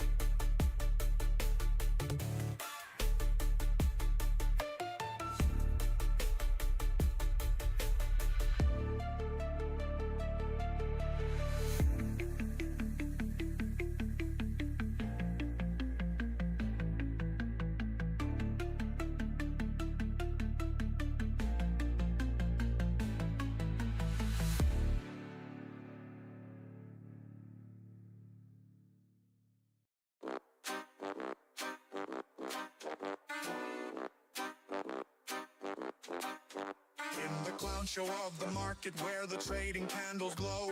We gather our strength, ready for the show. Loyal to each other, we rise up, no fear. Together we're a force, the apes, we are here. We were born in the chaos, rising up so free. Holding tight like we're meant to be. We are family,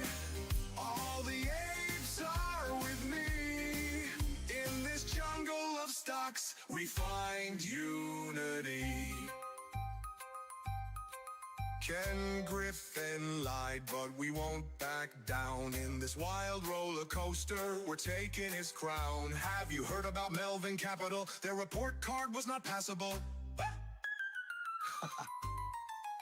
KC every day. Papa Mac, Preacher, Pirate, GrayLeaf, we're here to slay. Adam Aaron rides with us, with wisdom so bright. Cash is king in this ape revolution, we're ready to fight. We were born in the chaos, rising up so free. Holding tight like we're meant to be. We are family. I got all my apes with me. In this circus of stocks, we find unity.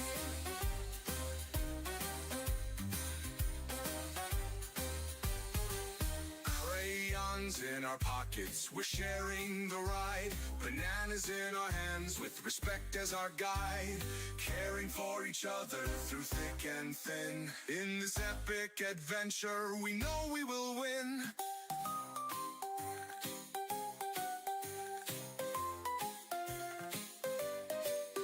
Popcorn in the air, we're ready for some fun. With every single trade, together we will run. The apes together strong, we'll soar high above. Through the highs and the lows, it's AMC we love.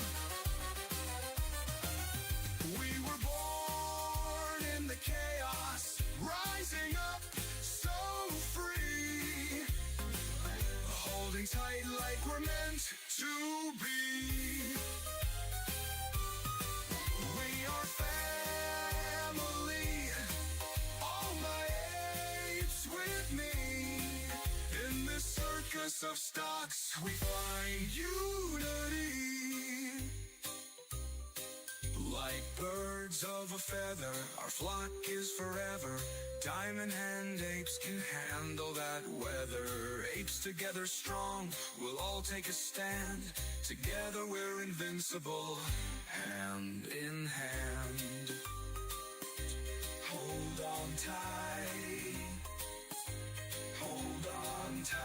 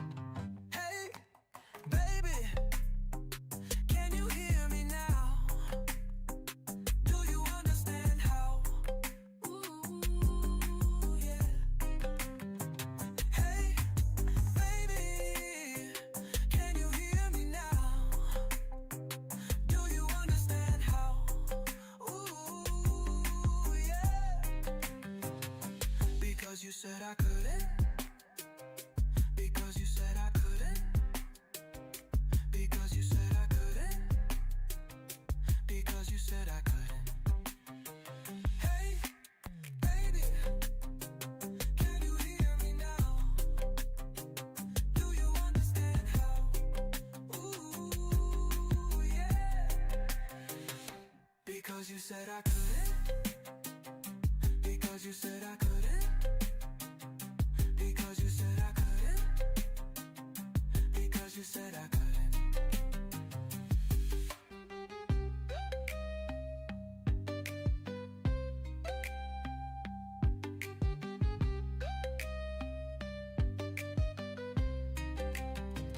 Hey, baby, can you hear me now?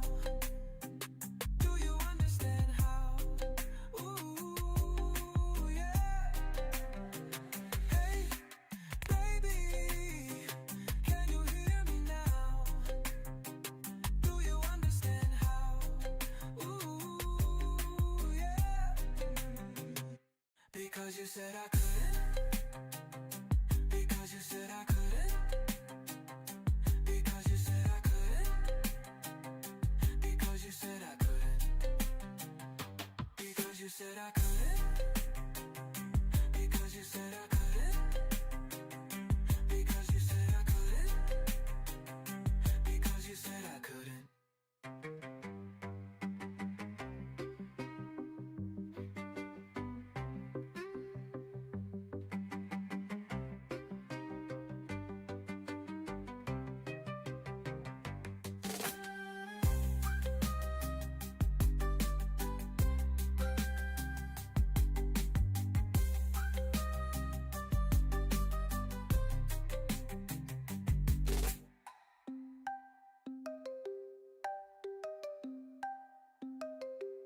Because you said I couldn't. Because you said I couldn't. Because you said I couldn't. Because you said I couldn't. Because you said I couldn't.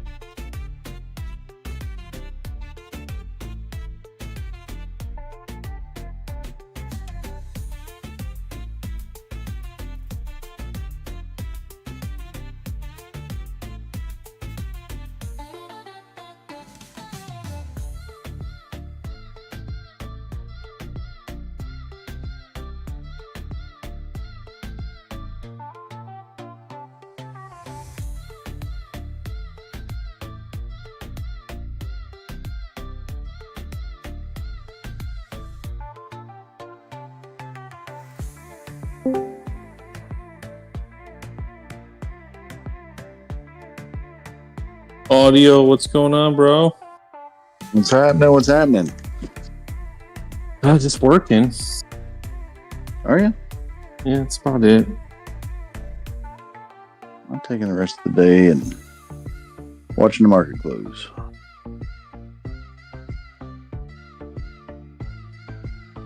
You work on the weekends? If there's any emergency stuff pop up, yeah, but not usually. We do emergency services for facilities, so. Oh, okay. Part of.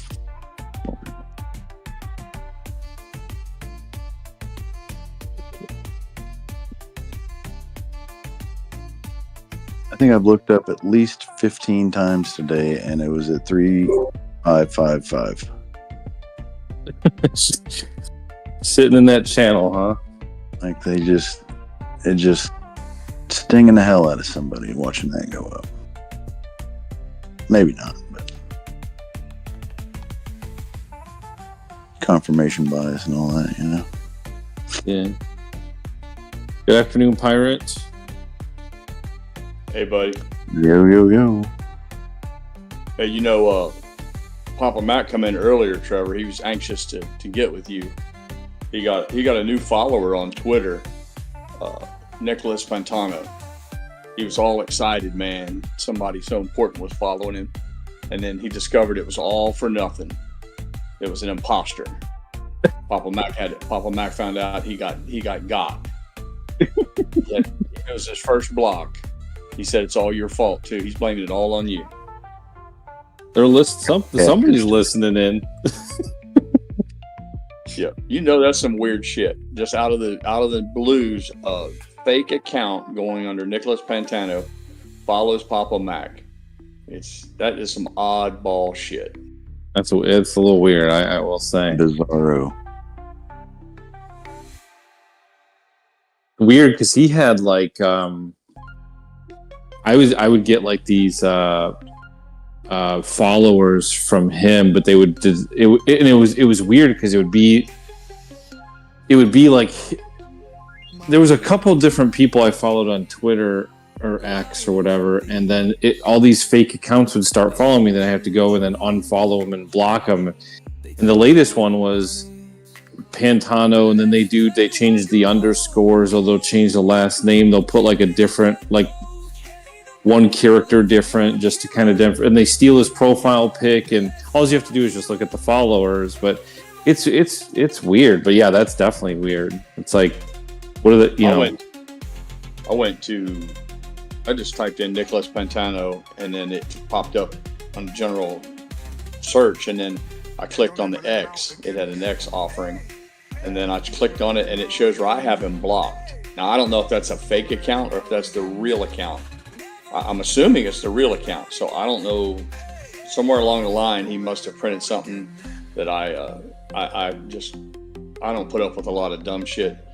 So I don't know, like I said, but it was strange to me. I didn't recognize the name, but for whatever reason, I have one of them blocked. I don't know if it's the real McCoy or if it's one of the imposter accounts. So I just typed it in. The real one has 13.2 thousand followers with 395 following. That's the real one. That's a big influence, man. That's a wide market. He got a lot of eyeballs on him. So even if it's not my particular cup of tea, or if I've been found some reason to block him, there's no denying it. That guy's got a lot of followers. Yeah.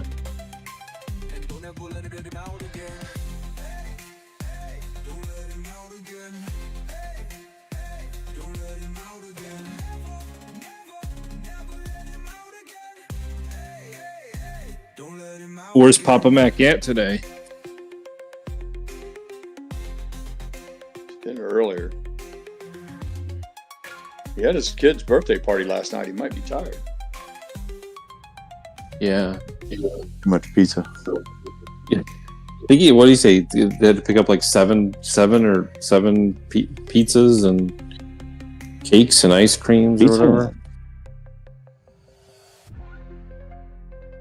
Yeah, I didn't hear how much he actually came up with, but sure it came from Pizza Inn.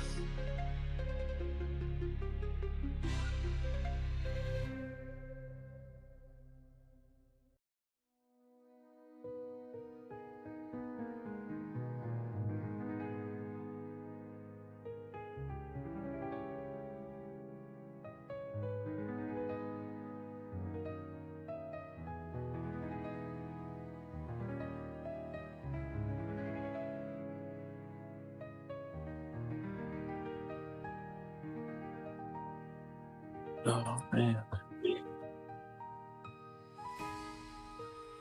I have a little project outside by the pool. I got to put down about, I don't know,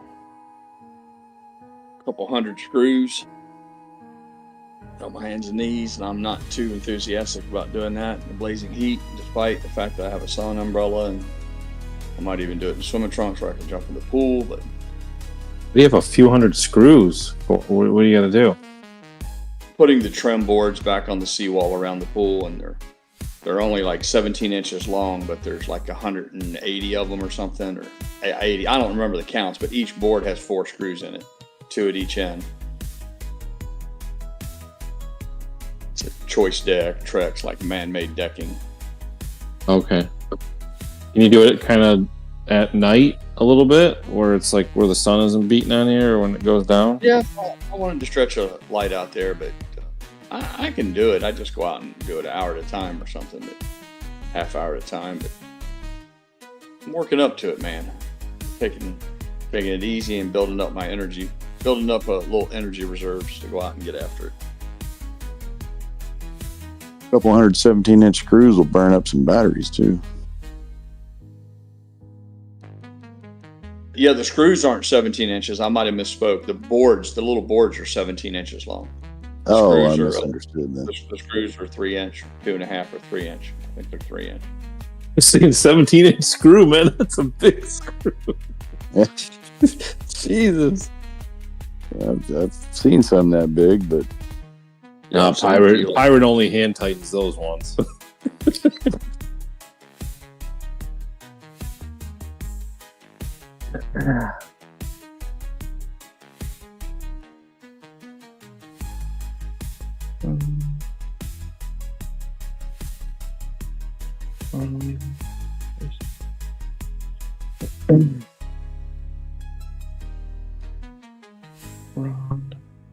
Oliva.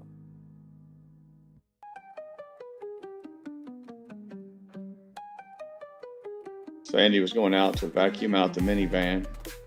Pulled out here the other day with a full cup of coffee, and something happened that slipped out of her hand. She dumped the whole cup of coffee on the floor. She wants to scrub the carpet, but before she does it, she needs to vacuum it. She had herself all psyched up to do that, and her favorite cat jumped up on her lap, and that was the perfect excuse to postpone that project. So we're just hanging out in the air conditioning right now, listening to you guys. Nice. You ever use OxyClean before? If you catch it before it dries, it'll pretty much turn just about anything clear. Once it dries, it's going to be a lot harder to change it. But you can pour wine in your carpet and mix that stuff up and pour it in your carpet before the wine dries, and it just turns everything clear. Yeah, we got a tub of that stuff. OxyClean. I remember that guy back in the day. What was his name? Billy something? Billy Mays. I think that guy died. He was the pitch guy for it. Oh yeah. A little nostalgia there.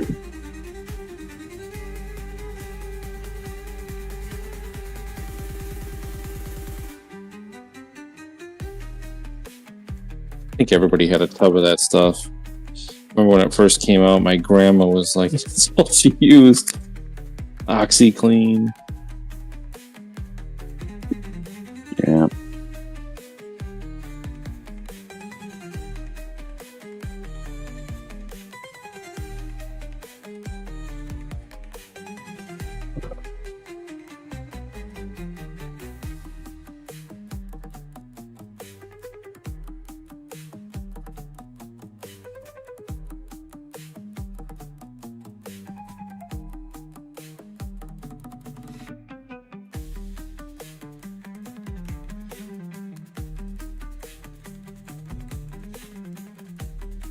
Audio, I seen one of your knives on, I don't know if it was in Discord, it was posted, obviously. It was that exposed carbon one.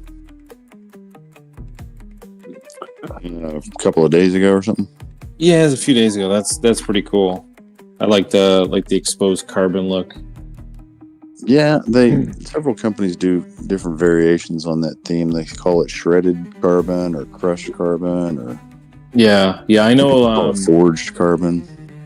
I know like Lamborghini does that with a lot of their body parts for like engine and wings and stuff. They'll use that. Yeah, it just looks like kind of OSB plywood, but it's it's carbon fiber. It's carbon fiber. Yeah. Yep. Yep. Same technique in theory, I guess. Different material, but yeah, it does kind of look like patchworky. It's kind of interesting. They're all unique, obviously.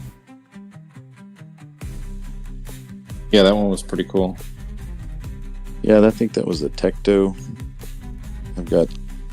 I kind of just started that here recently. I thought I've got a few. I can probably get a few months without seeing the same one. So I just started posting what I'm carrying for the day anyway.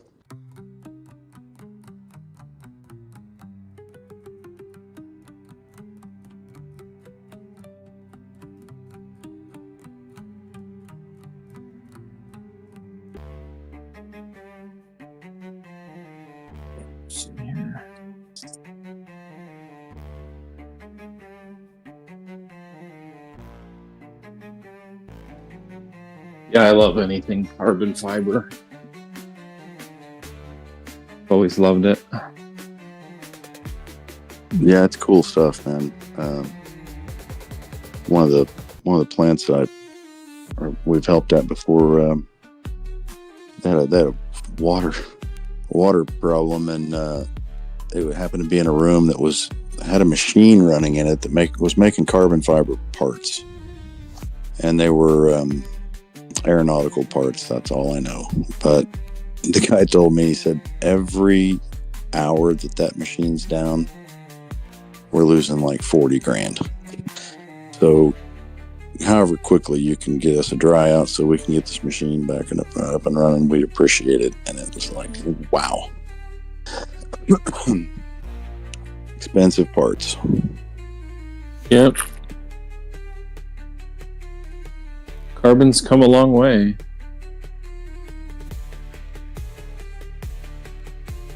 Yeah, it's tough stuff. I don't know what the durability difference is and the different, I don't know that crushed carbon fiber is going to be anywhere near as strong as the weave. The weave stranded stuff. It would make sense that it wouldn't be, but I don't know. As far as what it's, how it looks, it's, there's just all different kinds.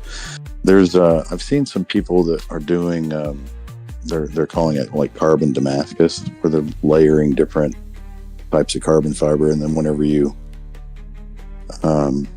mill it out, you can see the different layers, and that's pretty cool.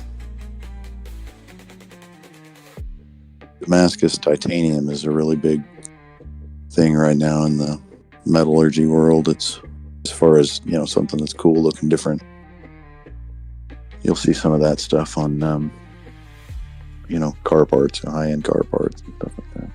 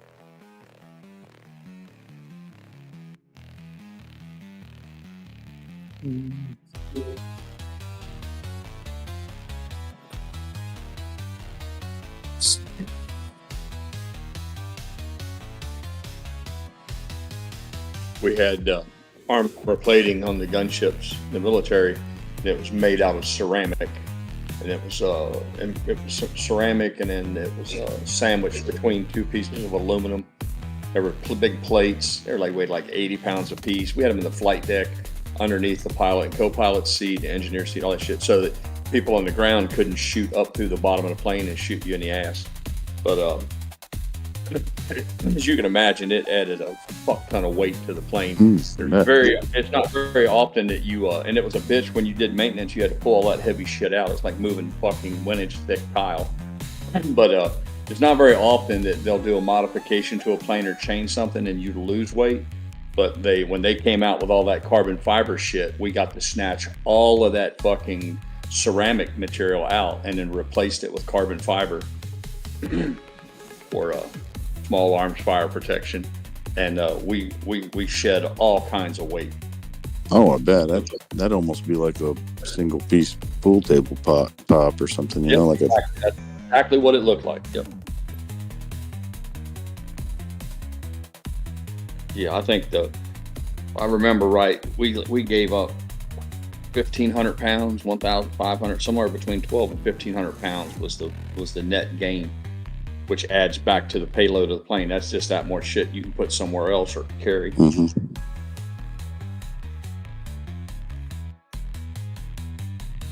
Yeah, I'm sure the avionics got lighter over the years as far as, you know, what the technology had to be to do it. I think the F-16 is still considered to be the best dogfight plane maybe ever, and it's a 60-year-old plane. Yeah, Corvette of the sky. Yeah. Fuck yeah.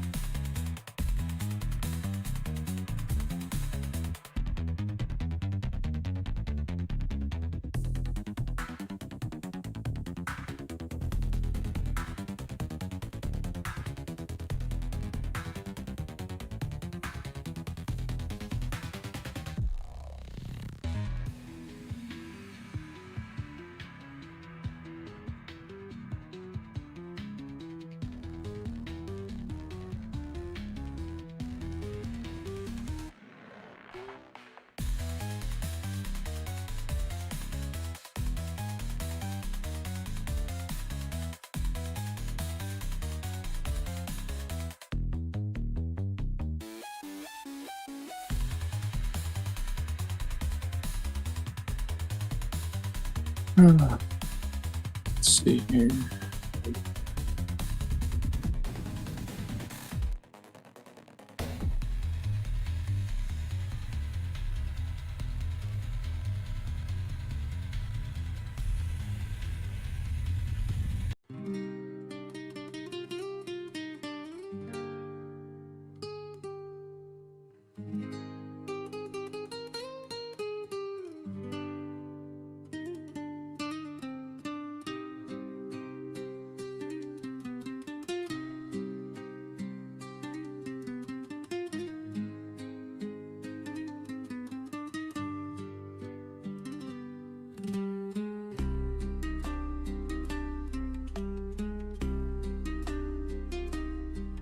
Anything happening crazy in the markets at all?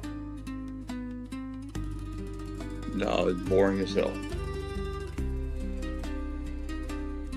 I haven't really looked at any news or anything today. Just kind of plopped out of bed, took a shower, and been working ever since.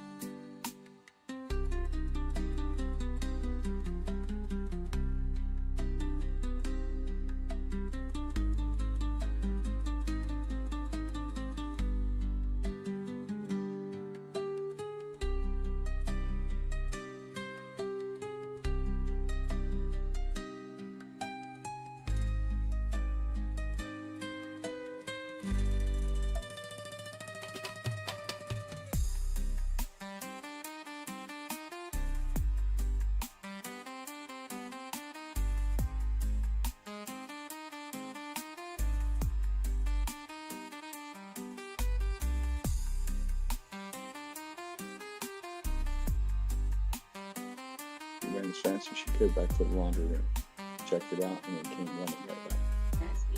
Second fiddler.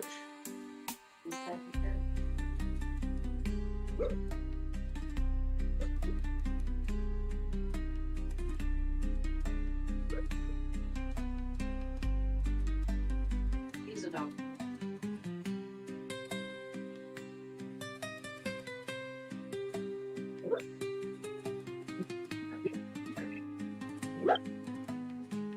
Byron, you just got one cat, one dog? 2 cats. We had 3. We lost one of them a year or 2 ago. She still has 2 of the farm cats we brought with us from the farm to Florida. They're getting older. And then, of course, Diesel.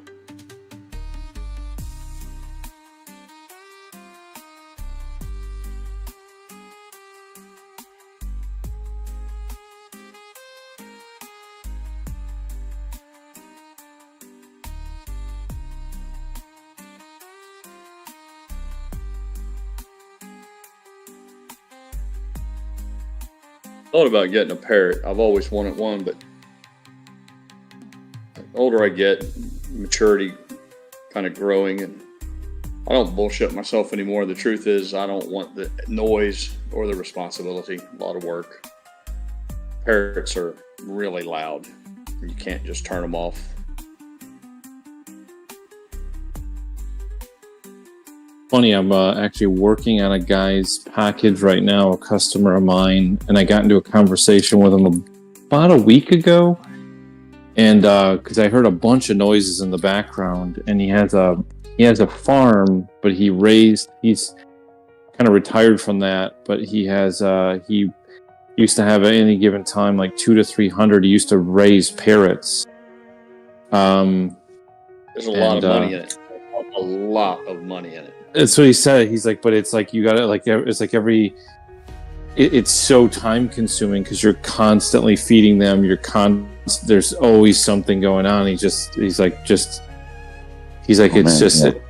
gotten to an age where I can't do it. And he was saying that he used to raise I'd have to ask him again, some type of really, really rare bird.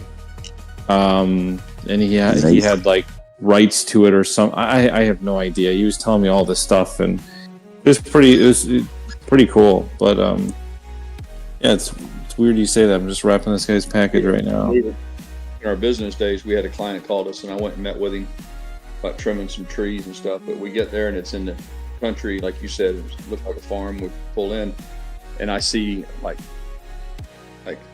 10-foot commercial chain link fence with barbed wire on the top, like a gate, a big security gate, crazy shit, going back, and then it was a lot. I could recognize security stuff when I see it from my military days. I'm like, finally he explained to me, he's like, I keep 50 to 100 breeding pairs of birds. He's like, the birds are worth anywhere from 1,000 to 10,000 a piece. And he said that people would rob him regularly. They would come through the woods, hike through the woods, and he said they would bring suitcases. They'd go in, they'd steal 2 or 3 birds, and they wouldn't put them in a cage, they'd shove them in a suitcase, because I guess they could live in it, carry them off. But he had 2 big guard dogs. He had like big Rottweilers or something, and then he had it all. I mean, he had a sterile room where you had to dip your feet in a bleach solution and put, because they didn't want any infections, and he was really up to speed on all the veterinarian work and all that, because there was a lot more to it, like you said, feeding the little ones and all of that. But yeah, he made that was his full-time gig. And I knew some guys that raised German Shepherds, and I thought they made money.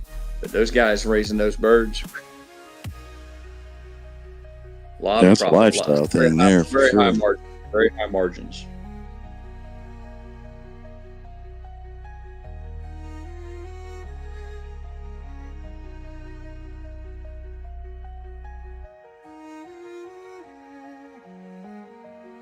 Yeah, he had all sorts of them, man. He had cockatoos and toucans. He had hyacinth macaws, which are the blue ones. Then he had the multicolored macaws. African grays are real popular. The napes are real popular. buddy of mine had a couple of them. That's certainly a lifestyle thing. Just having one bird and, you know, having it as a pet those things live 50, 60, 70 years. You know, it's a lifestyle thing. And if you're going to, certainly a lifestyle thing to raise and breed them and all that. I don't know anybody that's ever gotten that far, but I do know several people that have had multiple. I wanted to get a breeding pair. I didn't want to run a big business, but I thought it would be cool to have a male and a female that were proven breeders, you know, and give them a little nesting box, keep them as pets. And I thought that would be a fun hobby that had an upside to it. You know, very, very few hobbies allow you to make money. But I thought it would be good to do. And I'm home 24/7, 365 days a year. But what bothered me was that Mrs. Pirate. Now we enjoy solitude and peacefulness, and those things squawk nonstop. And I thought, well, it's going to be a little disruptive for the lifestyle. So I never followed through with it.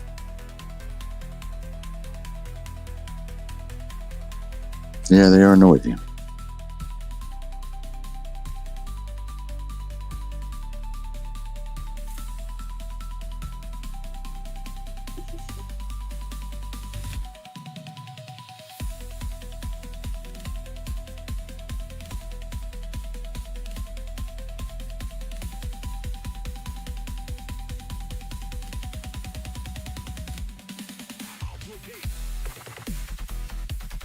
Mike says his uncle had an Amazon blue fronted. Bit his thumb when he's trying to give him a peanut. It says it used to cuss. So it'd say, hey, hey, and when you'd ask it what, it would say, shut the fucking door. That's some funny shit. Yeah, some of those birds probably have to be put somewhere where they don't, you know, bother folks and stuff, because they get taught certain things. They're gonna play. They're gonna do it.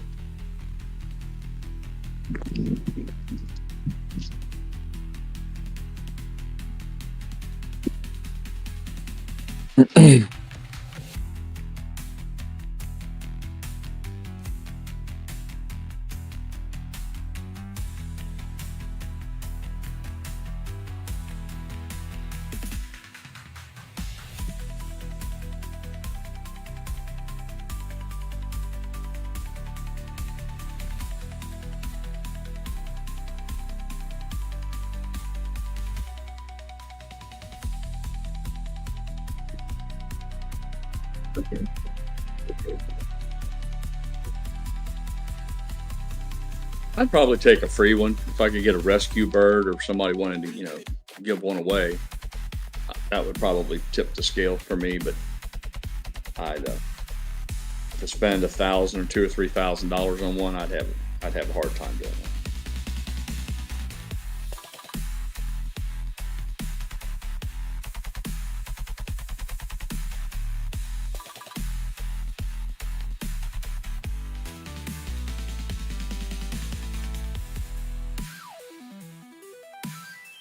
I've had snakes before, lizards and that kind of stuff. That was kind of fun for a while. Snakes creep me out, man.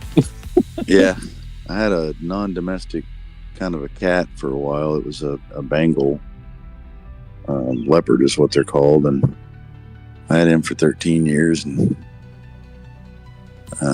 so I was always kind of into the different kind of pets and stuff when I was younger, but snakes were fun. I've had red-tailed boas and Burmese pythons. I've never got into the reticulated stuff, but yeah, it's a lot of fun. If you don't mind the whole feeding and, you know, cleaning of them and all that stuff, which is why I don't do it anymore. But it is cool.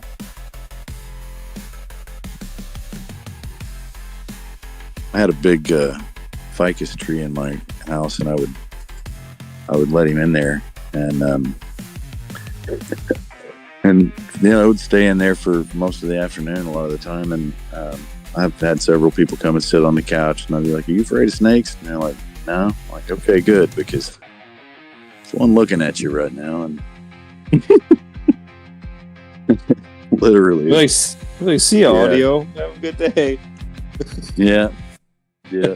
There's some people that kind of slunk sideways real carefully. When I was about, I don't know, 6 or 7 years old, I had an uncle that brought an iguana back to Indiana, Ohio. He was in the Navy in Florida, and it was a big one, man. And he'd raised it since it was little. It was a big bastard, but it would climb all over the curtains and shit, the curtain rods, and it was kind of cool to have him around. Yeah, those are cool. The big ones with the big tines on their back are super cool looking once they, if they get to maturity without breaking those tines and all that stuff, they look awesome. They can be some unruly bastards though with that tail if they want to.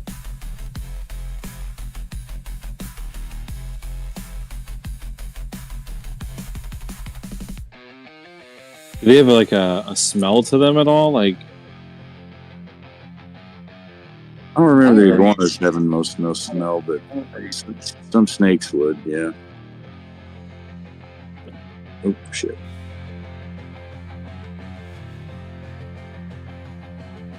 Animals themselves smell. I mean, my wife keeps an immaculate house, but if you come to our house, when you open the door, you're immediately going to know that we have a dog and cats. You can't have an animal indoors for 20 years. And I don't give a shit how much you vacuum or mop or dust, whatever. The house is going to take on the odor. It's no different than a barn. Whether you have, cattle or chickens or pigs, animals are going to smell like animals. Comes with the territory.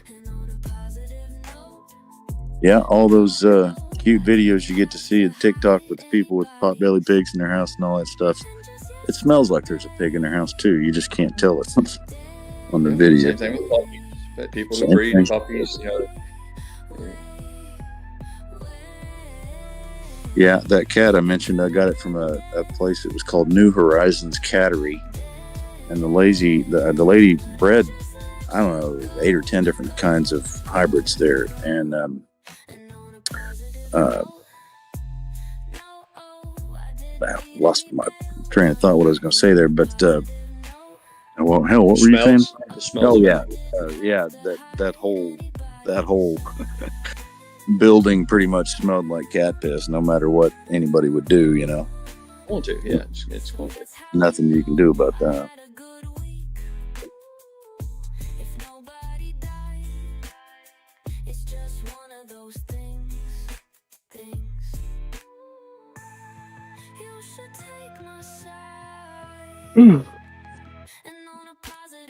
Oh man. There's the hate candle on AMC. Oh yeah, I quit watching it a minute ago.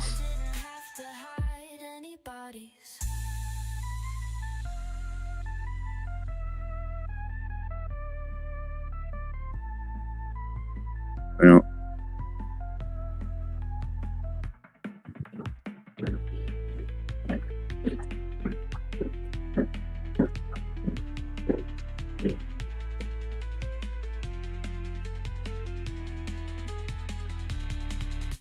Yeah, I'm just getting lazier. I'm getting lazier by the day, man. I don't need anything else to work on. I don't need anything to take care of, to feed, to wash, take to the vet. I don't need anything else that needs to be maintained, fixed, repaired.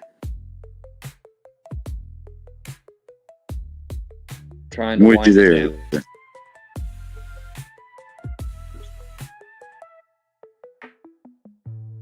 Yeah, I'm with you there. I got one cat that hangs around my house, and he's a good mouser, and for the most part doesn't screw nothing up. So he's cool. But once he isn't here anymore, I think I'm gonna be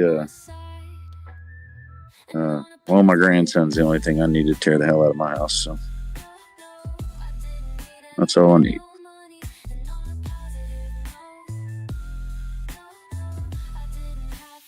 Elgato said that his company truck, when he was a dog handler, for those who don't know, but in law enforcement, but he said his Tahoe smelled like the veterinary clinic. His wife wouldn't even ride in it. It stunk so bad, but he didn't smell it anymore. Yeah. Yeah, after a while, you just kind of become accustomed to it, but other people are like, damn, what's that stink? Yeah, there is kind of a particular caustic smell to a veterinary clinic.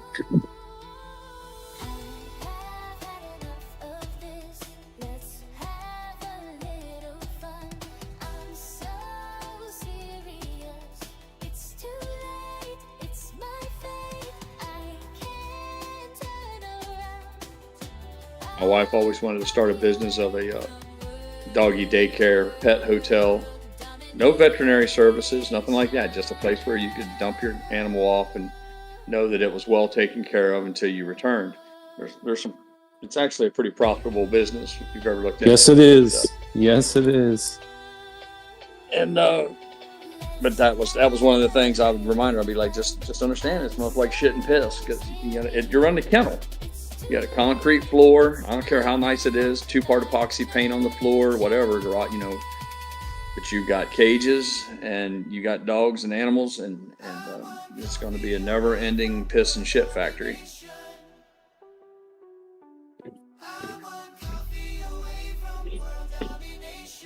Dynamite said he spent some money on it over the years.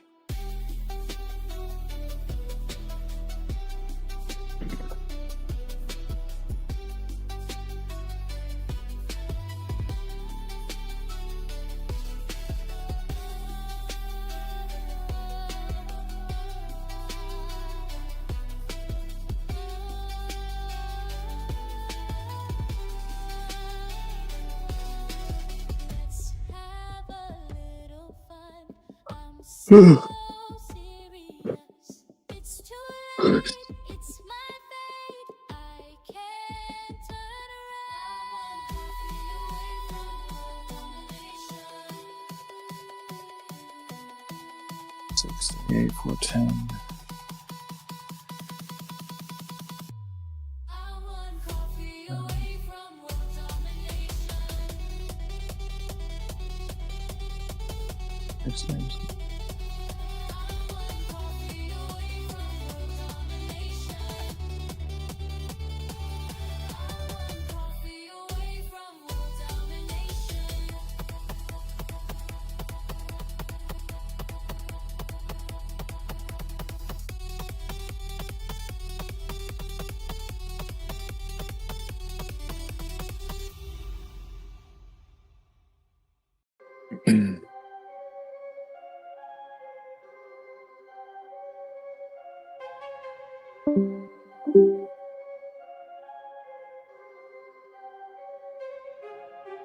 Dread in my dome, doing damage in there. Came out of the smoke, out the panic in there. Playing with my notes, doing damage to ears.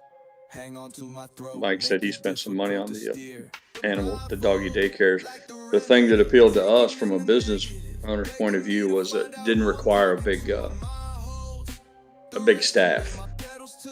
After 16 years, I had my belly full of employees. I'll save this speech, but I no longer had any desire to participate in any kind of business that required a substantial workforce. The juice just wasn't worth the squeeze anymore for me. So I looked for things that I could do that would have at least the bare minimum of employees, or something where we could, you could be an owner operator, something like that. That was a big part of the appeal for me developing RV parks. You can run a campground. You don't need a boatload of people. You can find an elderly couple like in Florida that wants to live here, for several months, and you can let them camp in the RV park for free, and all they do in return is sit in the front office for a couple hours each day, or if it's a man, maybe knock down a little grass or empty the garbage cans in the shower house or something. But you can barter out, for a free RV spot in return for them to participate, But even then, even if you have to pay a full-time employee, just one, to run the place, that's not a big deal. That's different than having a crew of 6 or 8 people. But yeah, the doggy daycare fit the bill.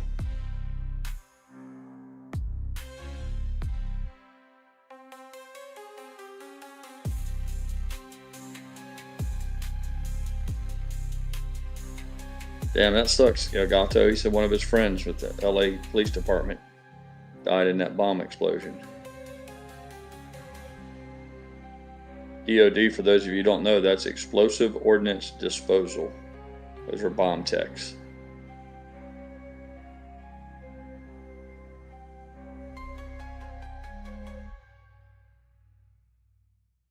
Now I know I've got it made. Pay no attention to thought about that too, Dynamite, because my dog is, all animals are creatures of habit. And I thought about trying to do a business model that was like a concierge service where you pay me to come to your house and just let your dog out.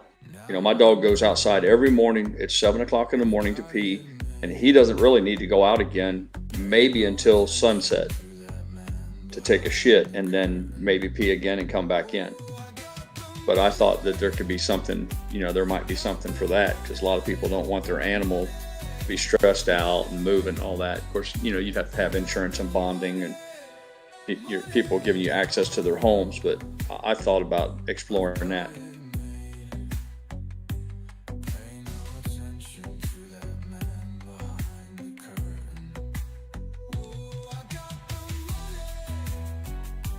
A lot of guys in the military that had pets, and time to time they'd have to leave on military business, and then that's the first thing they do is take their animals to a kennel. My wife's sister, she's an old spinster, she never did get married, never had kids, but she had a dog for the bigger part of her life. She traveled a lot in her career. She would take the dog with her frequently, and leave it in the hotel rooms and shit like that. She sneaking it in and out of hotels that didn't let them have pets and things. But from time to time, she would have to put it in. So I've learned real quick how expensive it was. And if it's expensive for just one dog, I can do the math on it.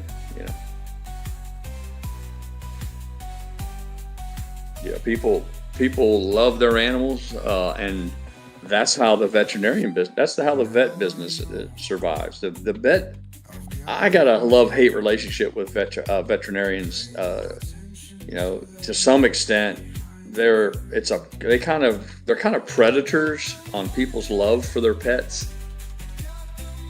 I've gotten in trouble many times, about the American, I don't know if it's a worldwide phenomenon, but the American way of just spending ridiculous money on pets. And I think it's a poor stewardship of a family's money.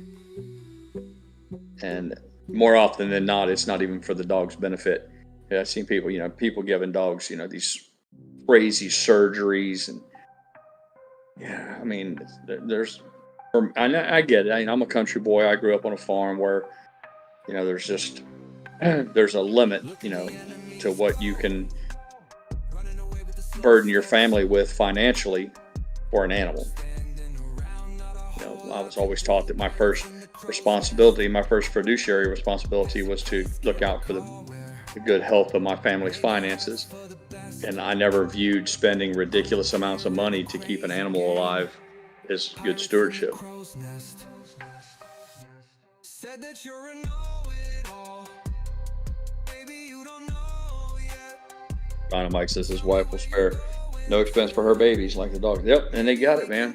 And that's what makes that business flourish. If you can't afford it, you can finance it with Care Credit.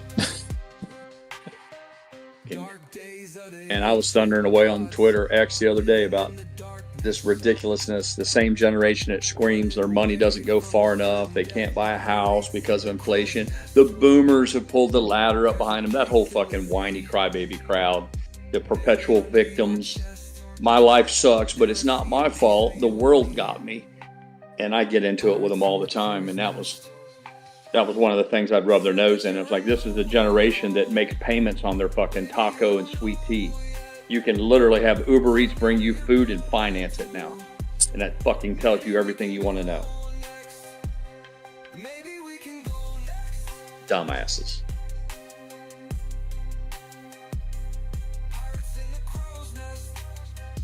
But it in no way slows down that attention-seeking whining that they engage in.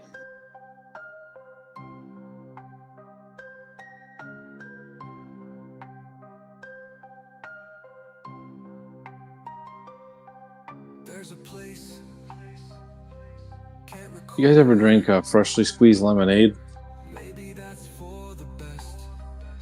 Yeah, and I love it. That was one of the Man. things I used to treat. That's one of the things I used to treat myself to when we go to the county fair. Growing up in the country, that's a big thing, going to the county fair, and they'd always have a guy there selling. He'd have a whole crate full of lemons, oranges, and all that stuff. But my favorite was lemonade, freshly squeezed lemonade. But yeah. Maybe we can go next. Maybe we can go next.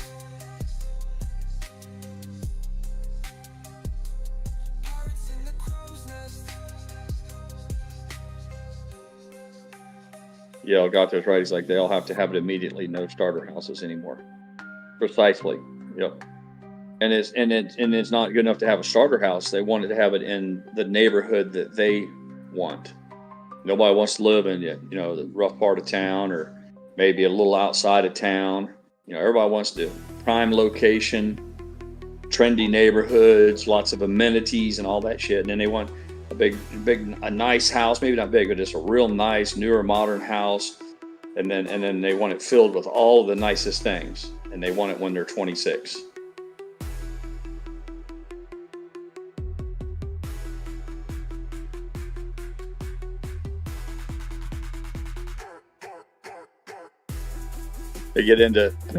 Some of them go to great lengths to plead their case, to try to show how they want that victimhood crown. They need that victim.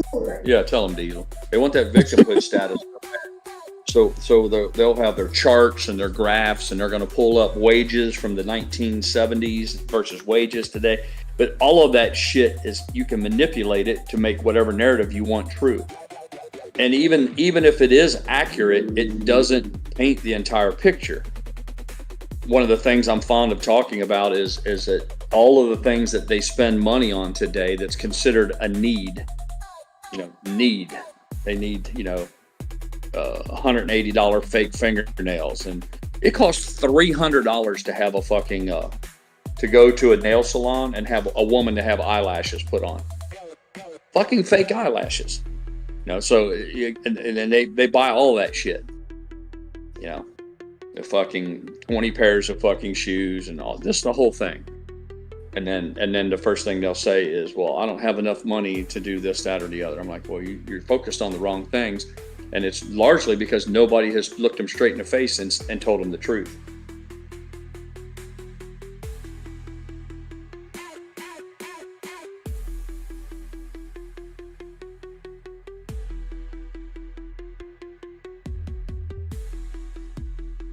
Vacations, experiences. That's the big thing. Experiences. I want to have some experiences. Well, you got your whole life to have experiences. You don't have to see the whole fucking world by the time you're 25.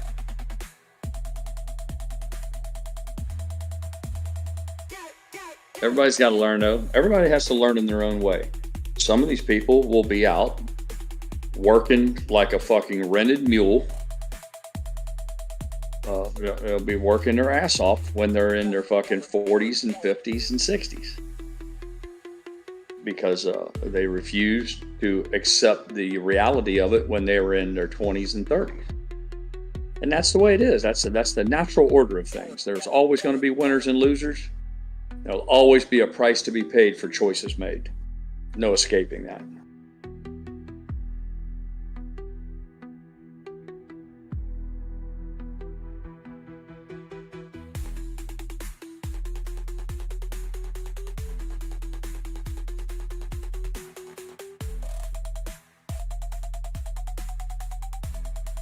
Oh, that's funny. GrayLeaf said when she was delivering mail, twin girls lemonade stand, pink and regular. Which one, they asked. She said, which one's colder? And they stuck their fingers in each one. That's funny.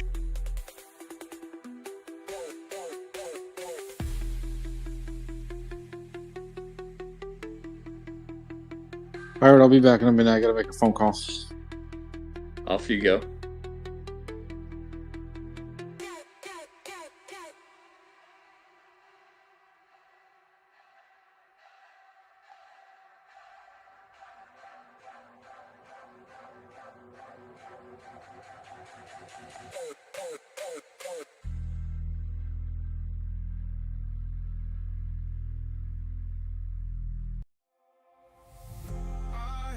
when I'm trying to pull up the covers and I punch myself in the face.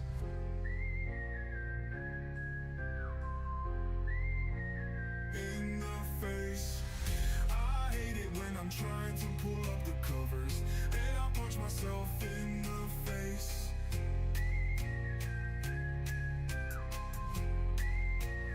In the face.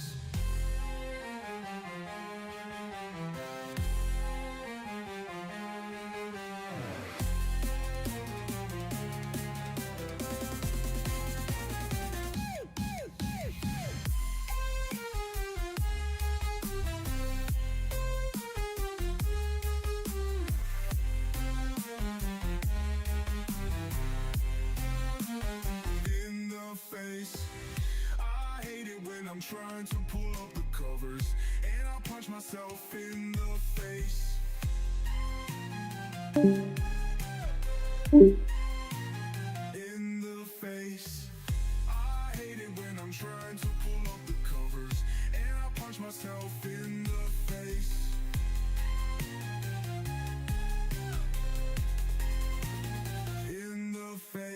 face. I hate it when I'm trying to pull up the covers and I punch myself in the face.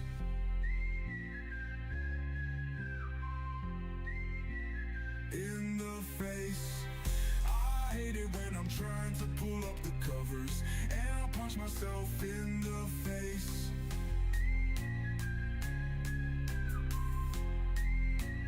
In the face.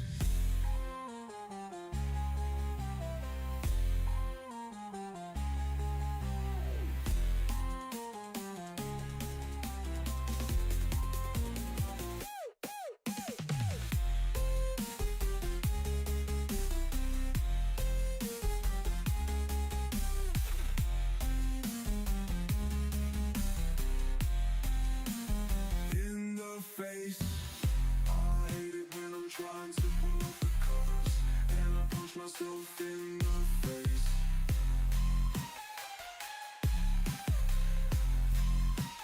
In the face. I hate it when I'm trying to pull up the covers and I punch myself in the face.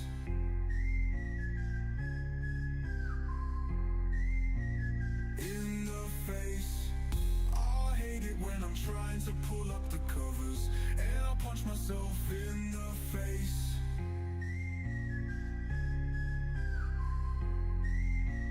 In the face.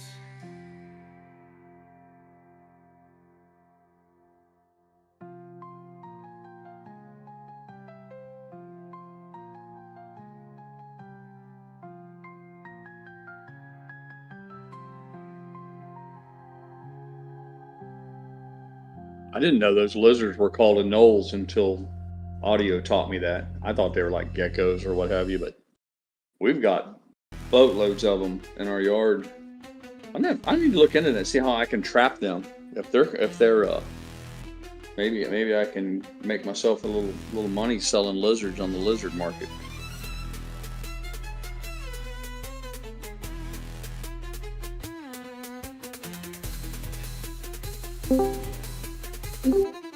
I did a search. How can you trap wild anoles?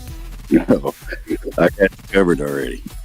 It says box trap. Oh yeah, go ahead. How can I trap them, man? So you just take a long fishing pole and you just tie a little knot at the end, a little loop at the end of the last eyelet with the fishing line, and then you just put the noose around his neck and you just pull on the line and grab him and pick him up, and you got him. They won't move if you're not going to touch them. If you walk up and try to touch them, they'll move. But you can just put I've caught a few by hand, but it's a 99% failure rate. Yeah, I get pretty close to them, and 99% of the time I'll fail. But once our cats, every now and then you can't get them. Our cats will get them and bite their heads off and eat them.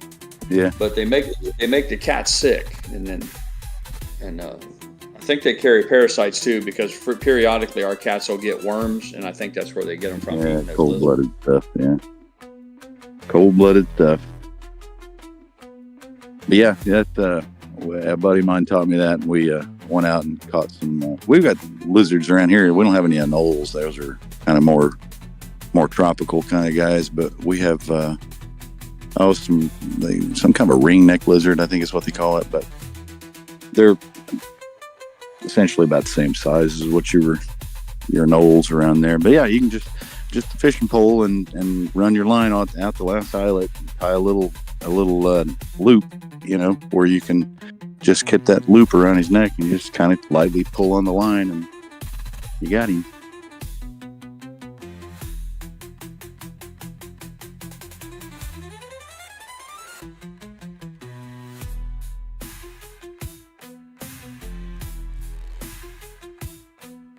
You use a bucket with plastic wrap.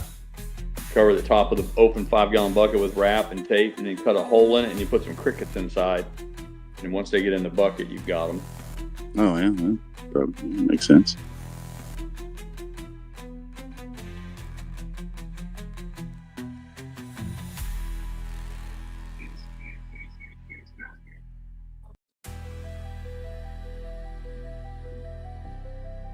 We brought some plants inside the house one year, so the hard freeze was coming, and so we brought Mrs. Pirate's pineapple plants and all that shit. And it wasn't long after we carried them all in and just kind of set them in a room in the house that we discovered that we'd brought 2 of them in. Yeah. My oldest son kind of took a liking to them. He named them, and he provided them a little bowl of water and shit. And sure enough, man, he made it through the whole fucking winter in my house. And it was a big event. Springtime broke and the weather got nice. We got ready to move the plants out. We made a big deal out of turning them loose again. So now every time we see one, he's insistent that those are the very ones that he's. Yeah, I'm like you realize mathematically that's pretty unlikely, right? Maybe a cousin or something, but. Mm-hmm. Yeah. Oh, those big ones that you find that they'll run that big dewlap out underneath their neck and sit in the sun and show themselves off. Yep. They do little push-ups. They do a little humping thing. Yeah. Little mating display. Like look how strong Look at I me. am. Yeah.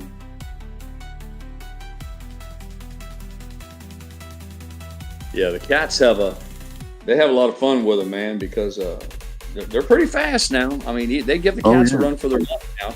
Them cats will lay an ambush for them under the outdoor furniture and all that. Of course, the cats they're looking for targets of opportunity. Even birds aren't safe, but songbirds and all that. But yeah, those lizards, we've saved many of them. We got some karma saving them from the cats. Yeah.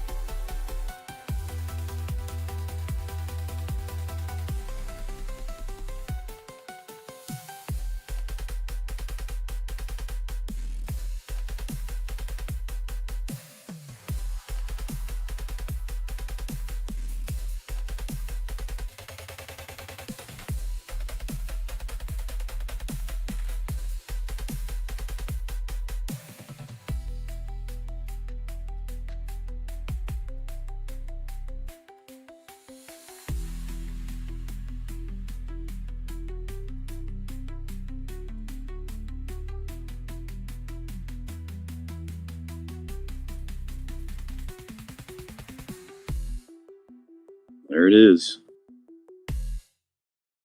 Closing bell.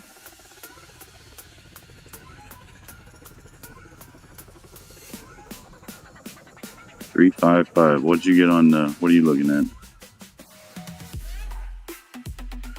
353, 352, but I don't know what they closed it at.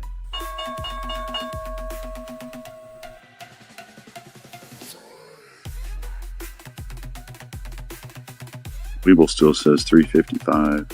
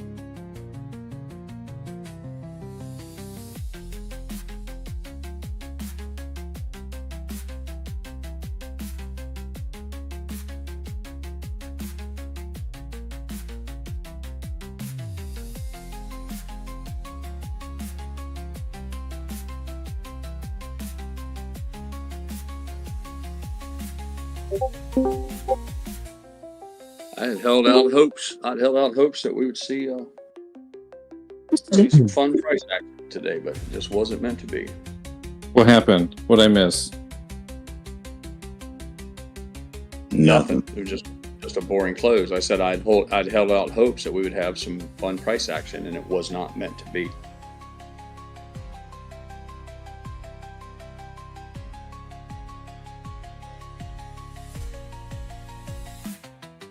Another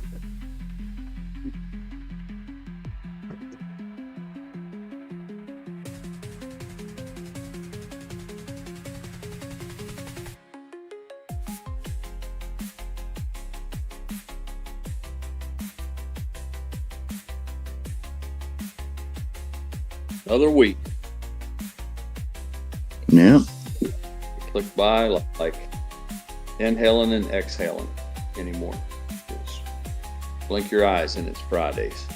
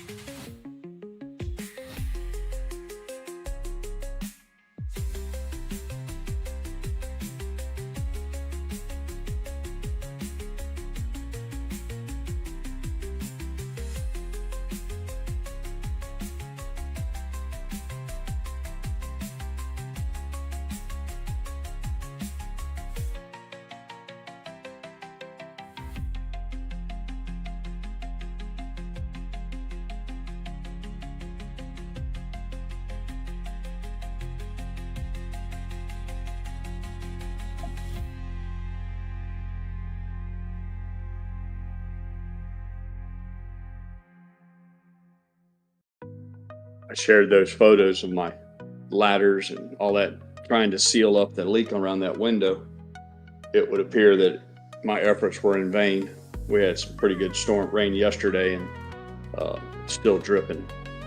I've reduced it by about 90%, maybe even as much as 95%, but that's not good enough. It needs to stop. And so I got to put the ladders back up and I guess reapply another coat of sealant or look a little closer to see if I can find some. It's a little complicated because it's not just coming in one place. It would appear that there's 3 separate places that are allowing water to come in. So I don't know which one of those is the culprit. So I have intentions of revisiting that again. Nothing sucks more than doing the same job twice. What kind of a sealant are you using? Well, I got talked out of it at the store. I went to go buy regular old caulk, flexible caulk that's paintable, like you use around windows and doors. And when I was over there, I explained to them what was going on. They talked me into buying some expanding foam. And Mrs. Pryor was like, you should try the expanding foam because it's really easy to apply. And I'm in a bind where I'm working. I'm not just standing on the ground. I'm in a tough spot. So I took the easy path. I was like, yeah, that'll work because they got some new expandable foam now that's waterproof. It didn't used to be. That stuff was like an open cell foam full of air bubbles and pockets. Yeah. He's like, no. And then another thing is that expanding foam, they use that to lift concrete and all sorts of stuff because, believe it or not, I squirted it into a hole one time under a sink trying to fill a void where a pipe went through, and it blew the drywall out. It pushed the dry. You got to be real judicious. I've learned a lot about expanding foam in the last 5 or 10 years. So I was worried about spraying it up underneath of there because I didn't want it to pop the stucco loose from the house. And he's like, no, they've addressed that too. They've got some now that's like non-expanding. It comes out and then it expands, I don't know, 20% and then stops, where the traditional stuff It's just a gift that keeps on giving. Yeah, He's it's like, no, 3,000%. Yeah. If you're he's like, if you're just real moderate with your trigger control and keep moving the hose, he's like, it won't expand. It'll fill the void and maybe a little bit more, and it'll stop expanding. And then on top of that, it's waterproof. And because you can't see where I'm working, it's I don't like things that have an ugly finish. You know, that's why I like caulk. You can make it look good. But I pussied out, man. I took the easy way out, and first thing I got was the little hose that you stuck on the can. It wasn't long enough, so I took some fuel line, some little clear rubber hose, and I added that to it, so I'd have myself a little extension, so I could spray that stuff where I wanted it, and that worked fine. It allowed me to be real exact on my application. But standing on the ladder and bent over and trying to shove it up under the crack and all that, it ended up making a little bit of a mess on the blue roof, and that was a bitch to clean up. And then it got real heavy in some spots and thin in others, heavy in other spots and thin in others. It wasn't like a uniform application. So then I was like, fuck it, in for a penny. It's too late to go back now. I'm committed. So I just took my hand and smeared across it in an effort to kind of make it a uniform application. And it worked. Like I said, I don't think it was a complete waste of time, but I'm just disappointed that it wasn't one and done.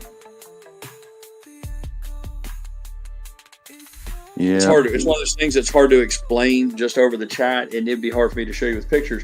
For one thing, it's a standing seam roof. If you know anything about standing seam roofs, They have a metal pan, and then they have what the name implies is it has a standing seam. Well, the last seam runs down parallel to the wall, and then that's fine, but it terminates into an architectural detail. So it creates a little coffer dam or a little dam.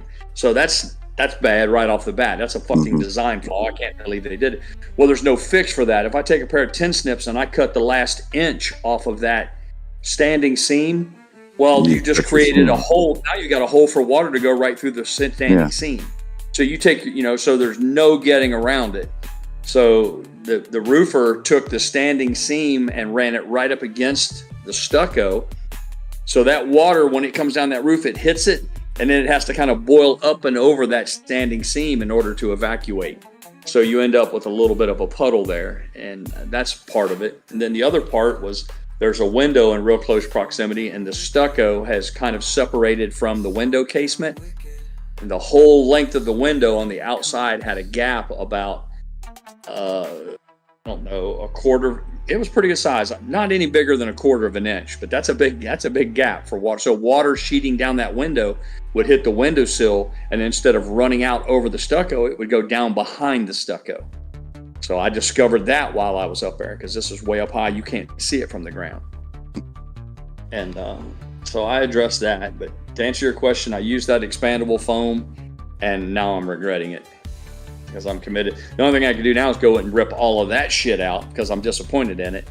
Tear all of that shit out, pull it all out, scrape it, wire brush it, clean it back down again, and go back with caulk. The problem with caulk is there's no room to get a gun in. So I'd have to squirt the caulk on my finger and then butter the hole. Squirt the caulk on my finger and do that over like a 6-foot section. And that's a really inexact way of applying a product, and I don't mind grinding it out, but so then I looked at, I was going to fill it with, they make a product called stucco repair. It's essentially a bucket of stucco, and you take it out, and it's like a plasticized material. And then I got another bucket of material that's brand new from another project, which is made for patching concrete cracks. It's not hydraulic cement. It's just a cementitious product that's meant for concrete repair, and it's non-shrinking, and it comes out. It almost looks like Play-Doh, but it doesn't have the stone in it that's the fine rock or aggregate. So you can feather it. It has more like a cement mixed with a very minimal amount of moisture, so that it's almost like a Play-Doh. And I really regret not using that, because I could have just took a handful of that and rolled it up like Play-Doh and just smeared it up in there and just did the whole thing. But I was worried about that because it was non-shrinking, but I didn't know how well it would adhere, So I don't know. It's on the list. Yeah, most of what we do is TPO, and we silicone spray a lot. See, that it's funny you said that, because I've got a can of Flex Seal, that shit they advertise on TV. I bought it for, well, I'll be honest with you, I had a boat, a little tiny aluminum john boat that I was using for marine construction. I put my pump in it when I was doing those pilings, and a little 5 horsepower engine and a pump and hoses and some tools. And I would just float that little john boat around while I walked around in that chest deep water. And the boat it was old, and the rivets were starting to come loose on it. And my uncle gave me the boat for free, but it was taking on a little water. I had a coffee cup in there, and about every 3 or 4 hours, I'd have to dip water out of the boat. And I'm like, this is bullshit. And I thought, I'm going to go ahead and try this Flex Seal horse shit. And I bought a can of it. I was pretty impressed, man. I flipped that boat upside down in the hot sun, wire brushed it a little bit. I wiped it down with some acetone to make sure I had a clean working surface. And I hosed the shit out of it with that Flex Seal. And man, it lasted. It's been 7 years since I did that. And that boat's dry as a bone now. It's ugly as fuck. It looks, but it's just a little work boat. But so I was kind of impressed with that shit. I'm normally, real skeptical of anything I've as seen on TV. And then I used it for another application. It was in a little valley where I couldn't quite get to it with roofing tar, and I just kind of sprayed it in there and it worked. Now, how long that shit will last before it starts to separate and come off, that's yet to be seen. But I thought that since I've sprayed this spray foam up under there and I filled the big void up and got all the big areas, I thought about going up there with a can of this I have left over and just doing like a finish coat of Flex Seal in hopes to catch whatever little crack I missed or whatever little tiny, holiday that's allowing this water to seep in. And I still may do that. But right now we're plagued with rain. Like they're forecasting rain like every 4 hours. We've got like a 70% chance of rain for the next 3 days. And that most of this stuff all takes a minimum of 24 hours to cure. I put that expanding foam up there, and it said 24 hours to cure, and it was calling for rain in like 10 hours. But I knew that it would outgas and at least dry enough to where the rain wouldn't bother it. But Mrs. Pirate was fit to be tied, because she was afraid that if that stuff didn't have a chance to cure, the rain would wash it off the roof and onto her brand new patio.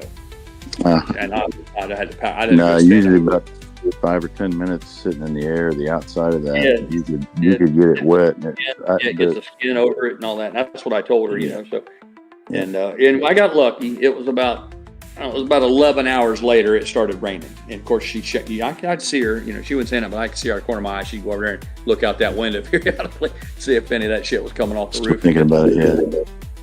But no, it worked out. Well, I mean, she's right. You don't want that shit to get on site. They don't hardly want to come off anything once it gets stuck on something. So that's good thinking. But yeah, it's the curing process is key. Like if you put it under something where it's going to be under your floor, you don't want to walk on that stuff till it's cured.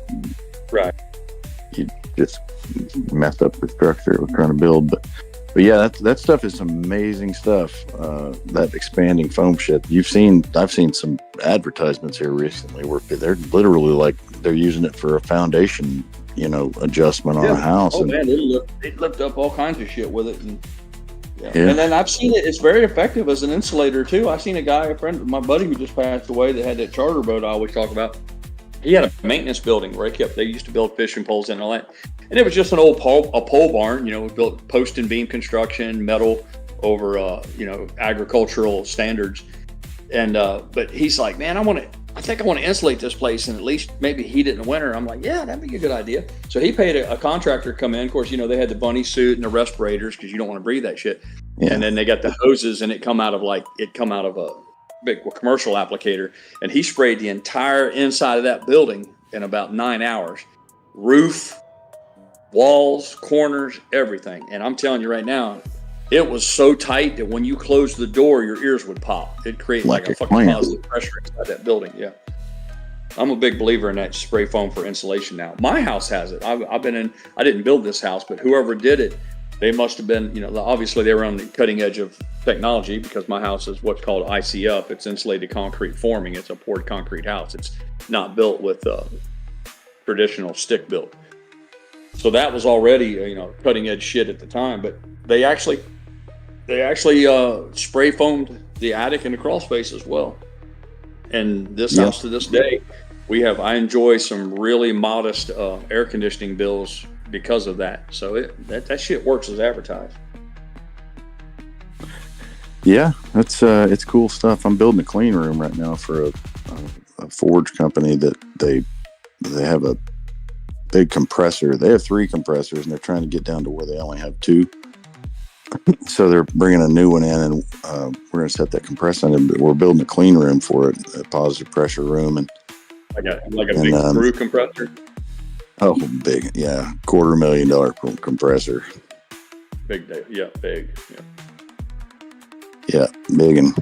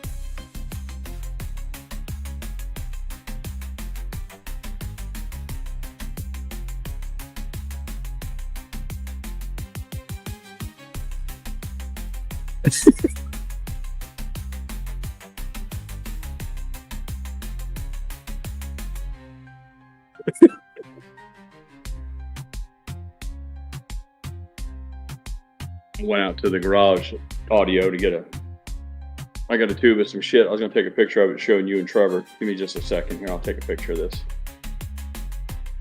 Yeah.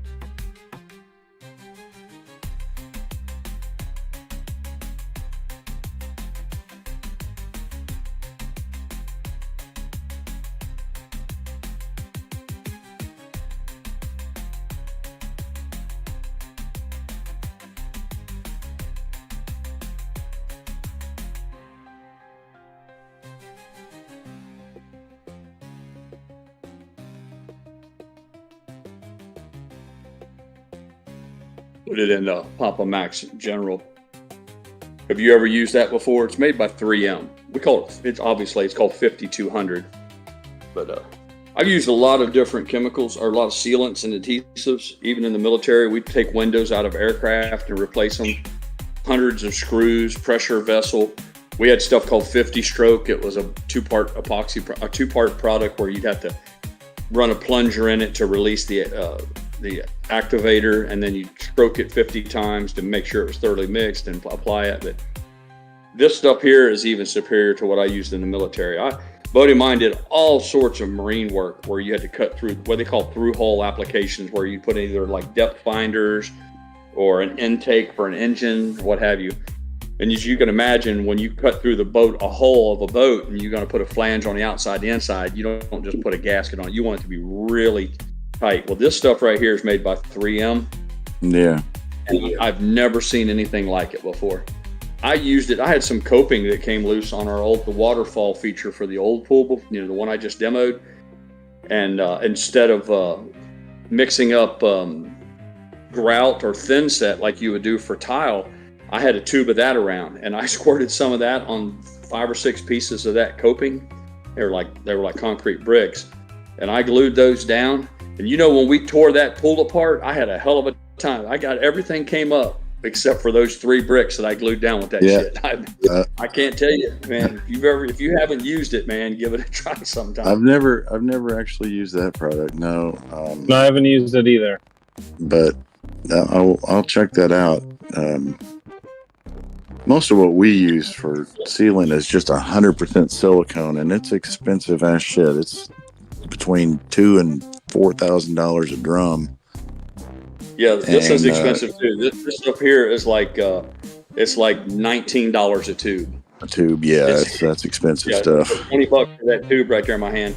But it takes 7 days for that shit to cure. It stays flexible. It stays, I don't want to say soft, but it doesn't get like hard and brittle. That's part of the magic to it.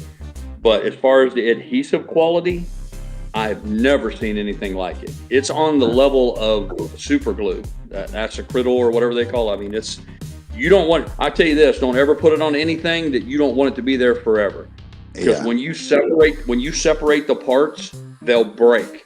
You're not going to separate the sealant. Whatever you glue 2 pieces of brick together with it, when you break it apart, it's just going to be part of the brick with it when it leaves. But yeah, it's like TPO. We use induction welder for that. The seam is the strongest part. Yeah, if you want to add like a depth finder to a yacht or something, you want it to measure from the bottom of the hull. So you get an accurate reading, it works off sonar. So if it tells you if it's in 3 feet of water, you want to make sure it's 3 feet. So they have what's called a sender or sending unit that you have to glue to the bottom of the boat. And then you drill a hole through the boat and feed the wire through it. And then that hole has to be run all the way up into your helm and hooked into your electronics. So, that's what this shit was designed for. You drill a hole in the boat, you wipe it down, you squirt that shit on the bottom of your transducer, and then shove it up against it and hold it there, for a little while, put a block of wood again. Your standard rules apply. Mm-hmm. But when it's done, it ain't leaking and it ain't coming off. The only reason I didn't use that on that flashing in my roof up there is, again, I can't get the tip off of that where it needs to go. But I just thought I'd share that with you. That is probably, in my 40 years of working on things, that's probably the single best adhesive sealant I've ever seen. And if they've made it, I've used it. Everything. Yeah, I appreciate that. I may even just order me a tube off of Amazon and try it out on some stuff.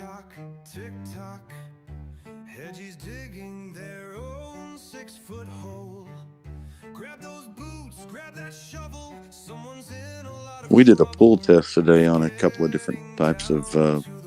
We've always got somebody. We sell a lot of those silicone drums. We buy a lot, and so we have people coming to try to sell us their product, and so we did a pull test. We applied the stuff a couple of days ago, and then did the pull test today, and they still couldn't beat the product that we currently use.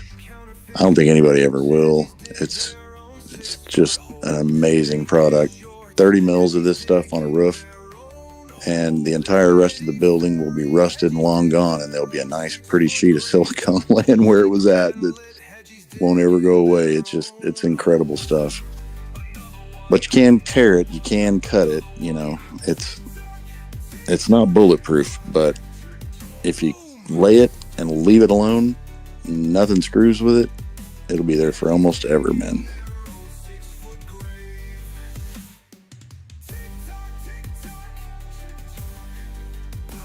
Easy source for that. If you need some of that in an emergency and you don't have the time to wait for Amazon, they carry that at Napa, the National Auto Parts. That's a national automotive chain. Yeah, we've got the. Yep. I don't know if they'll carry it at Pep Boys or O'Reilly's and the rest of them, but if you walk into a Napa, they normally have that on the shelf. They don't carry a lot of marine stuff at Napa. You know, they carry, you know, this, well, in Florida, the stuff that they know they can move product. But that's one of the things that they and now I've said that, I'm not even real sure if you can get it at all Napas. Now that I think about it, that might just be because of probably coastal stuff, yeah. Boat population here, but it's not hard to find.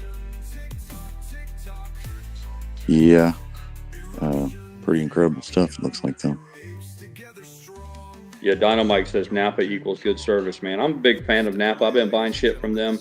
Unfortunately, they're not real convenient for us. I got to drive a little out of my way, but my favorite story about Napa was when we were younger, we were big NASCAR fans, and my oldest, Jesse, he had memorized all the drivers, the cars. You could tell him, you know, what car number, and he could tell you the driver and who the sponsor was. And of course, Napa sponsored a car. I think it was Mike Wallace or somebody. Hell, I can't even remember who it was. Oh, my wife just hollered Michael Waltrip from the laundry. But we went into Napa to pick up some parts, and I had my Jesse with me. He was little, and they had a hat, a NASCAR hat, Napa, and I said, "Give me one of those hats, man. I'll pay for one of those for my son." And he got it, and they said, "Is he a NASCAR fan?" And I said, "Yeah." And I said, "Test him." So they rattled off a couple car numbers, and he knew the drivers.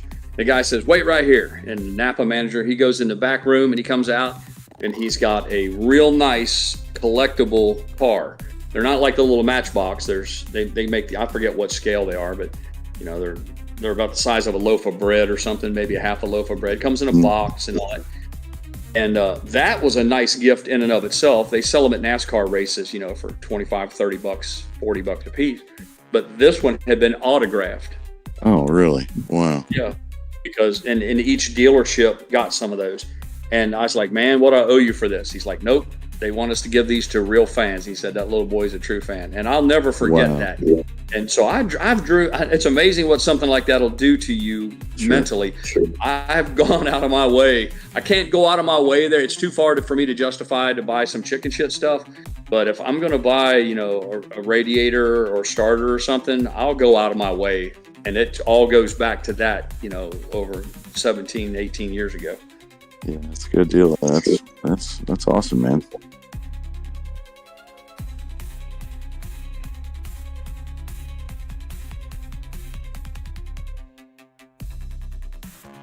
We had an opposite experience with O'Reilly's.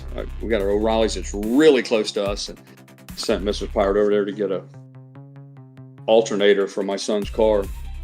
They brought it back. It was rather expensive. I put it on his Mustang and wasn't working properly. I tested it. I told her, I said, "You take this back. It's brand new out of the box. It's fucked up."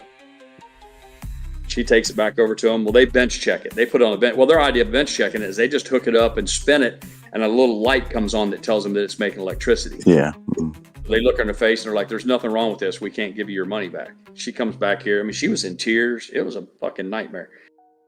And I was like, just because it's making electricity doesn't mean it's not broken. Long story short, the internal regulator in it was faulty, and it was putting out way too much electricity. I mean, enough to blow fuses and fry shit. So it's amazing it didn't blow. It didn't fry my electronic computer, the ECM. But anyhow, I said, they said, "No, we're not giving you your money back. There's nothing wrong with it."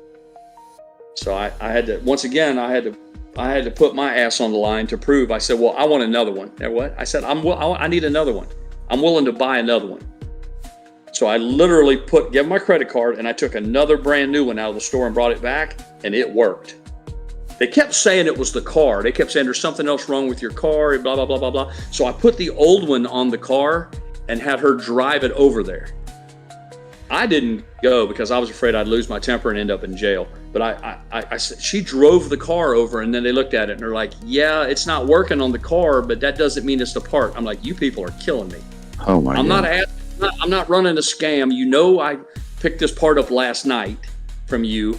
I'm like, I just want you to take it back and give me another new one. I'm not even asking for my money back. I just don't want this. This one doesn't work.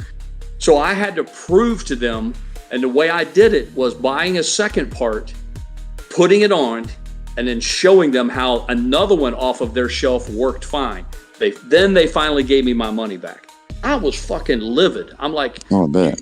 Everybody keeps bringing this shit back, and you just keep putting it on the shelf, hoping that you can sell it to somebody and like it'll stick. So the opposite effect of giving my little boy that autograph is that I don't give a fuck. If I got to walk home, I won't spend another penny in a fucking O'Reilly's. I'll buy a new fucking car before I buy a set of windshield wipers for those motherfuckers again. Yeah, I can't say I've had a great I didn't have that bad of an experience, but anything that I'm going to walk back into a place with a cord or return or you know, whatever, it ain't going to be an O'Reilly's. I'm going to go somewhere else.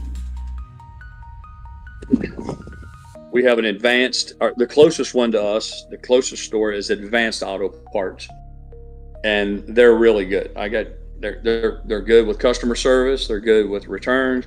They're very helpful.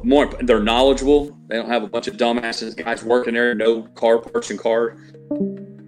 So that's good. I spend Advanced, and all things being equal, I'd really spend it with Napa if I could.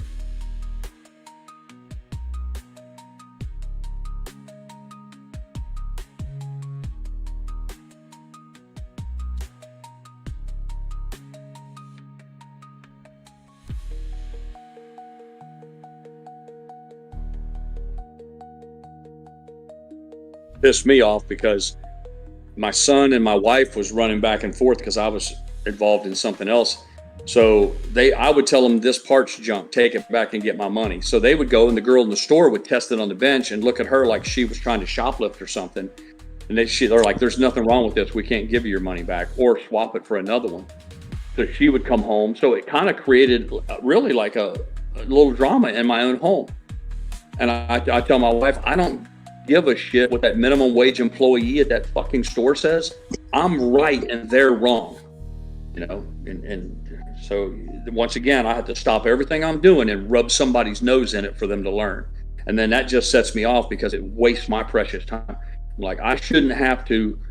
I have other things more pressing that I need to focus my energies on than this kind of stupid shit. But probably didn't get no sorry either, did you? Fuck no. No fucking contrition, no, hey, we are so sorry, or we're embarrassed, I can't believe this, or hey, thank you for teaching us something. None of that shit. It was, in the end, it was like, oh, okay then, you know. And I was like, are you fucking kidding me? At this point, you ought to give me the fucking part. Yeah. Yep. A little speed check every now and then makes people. You should appreciate that when somebody does something like that for you, even if it does embarrass you that you were a dumbass, you know? Well, it's again, you know, they got their idea of a check is they've got some sort of a little fixture in the back room. I've seen them. They take it, you know, they don't put it on a car, nothing. They just put it on that little fixture, and it's got some sort of a little bow door, half horse motor, probably with a rubber belt on it. And they put it on there and they turn it on.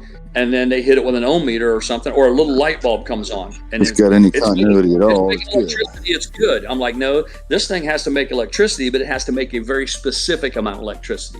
It has to make the right voltage, the right amperage, and it has to turn itself on and off at exactly a precise time. It's not good enough. It's not like, well, there's water coming out of the spigot, it's good to go. You guys are a bunch of fucking idiots.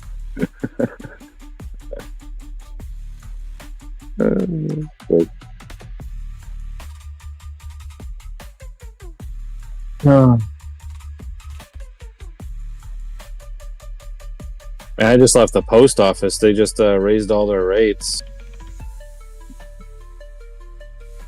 Crazy. What does it cost to send a piece of mail now? I have no idea. I don't do anything with stamps. I just ship things like in little bubble mailers, that were that are. Well, they used to be called first class, but now they just call it ground. They switched, I think, calling it first class like last year, I think. And typically, like I just shipped stuff the other day. Usually, it's always around like five something to like 565 is typically the normal range for like a bubble mailer. And the guy's checking me out. It's like I shipped out so my cheapest package was $7.40, followed by $9.25. And I said, I asked you to ship them the cheapest way. And he goes, I am. We just had a price increase. I'm like, so $2 plus per package? And he goes, yeah, I know, it's crazy. Everybody's complaining about it. And I'm like, and he's like, and then the rest of it takes effect on Monday. So your flat rate boxes and everything. The only thing he said didn't go up was express. But that's crazy to ship something and they're never on time anyways. And usually they're just their cheapest option is, they say it's 3 to 5 days. Most of the time it ends up showing up in a week anyways. But almost $8 for that is ridiculous. Yeah, and then being arrogant to not rate. I guess if they didn't raise the express rate, they just knew that everybody would stop using it and go down to. So they didn't raise it to keep people on it. Nuts. They'll eventually raise it. I mean, they've just gotten so expensive anymore. It's not even. It's crazy. I mean, I ship. I have a FedEx account, and I ship 2-day service in one of the large envelopes, and it's $8.45 on my account. It's like, and that's a 2-day service. I just don't have anything with the postal service. I just I don't have an account with them anymore. Primarily because I tend not to want to use them. I just leave it up to the customer. But they just keep raising the rates, and it's like it's like going to a grocery store when you go to the post office everywhere, whether it's Ohio or here, or I was in Illinois, and it's like they have 1, maybe 2 clerks working out of like the whole 5 or 6 openings that they have, and you're just waiting in line, and you're just sitting there, and it's like nobody's prepared, and it's like they don't care to be there, and it's like I feel like I'm at a grocery store, and it's like it's like you're at a grocery store on a Friday or Saturday where they've got 2 or 3 checkout people, and the rest of it's just nobody working, and it's just self checkout. But it's I don't know, man. It's crazy. There's like no hospitality, no customer service anywhere. It's just, I don't know. And then these places complain. They're like, people are going through self-scan and they're not paying for their items. And it's like, well, then maybe you should stop the self-scan and give people jobs and have it be normal so people aren't, it's like here, it's like you go to Target, they have like 20 checkout things, and there's only 2 people ever working. It could be a Saturday, and the lines are just, it's crazy. And I've just seen people just say, you know what, fuck it, and they'll just leave the cart and they'll just walk away. Because the person who's there making $12-13 an hour, they're not getting rewarded for checking out 100 people an hour or 20 people an hour. So there's no incentive for them to just move faster. So it's like washing concrete. It's like watching concrete dry.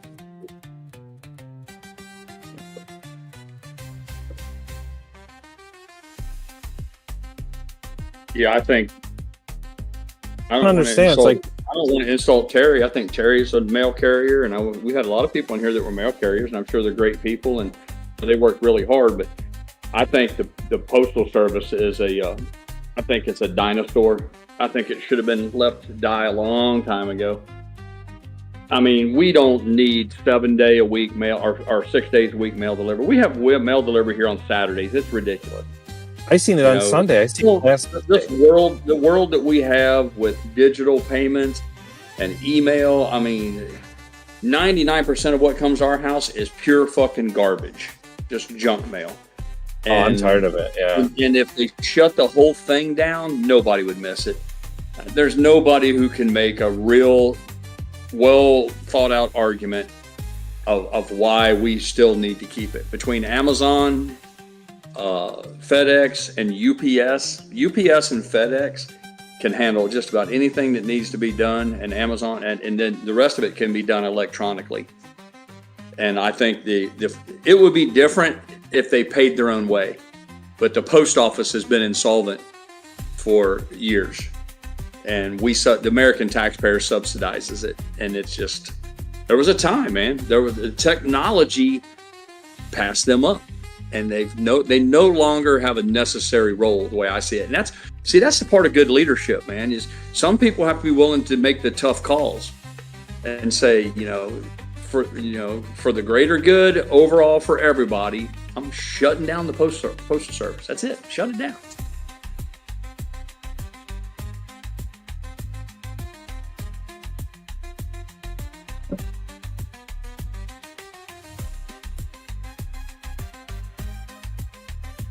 I mean, you think about it, like I know every person's unique. There are some people, there'll be somebody will pop up and say, "Oh no, in my personal life, I need mail really bad." But just if you were to interview 10,000 people, I mean, we have direct deposit with paychecks. There's billing is done online. You pay bills with your phone or your computers. Again, there's just, it seems to me like they're keeping something going that has long outlived its usefulness for the average person.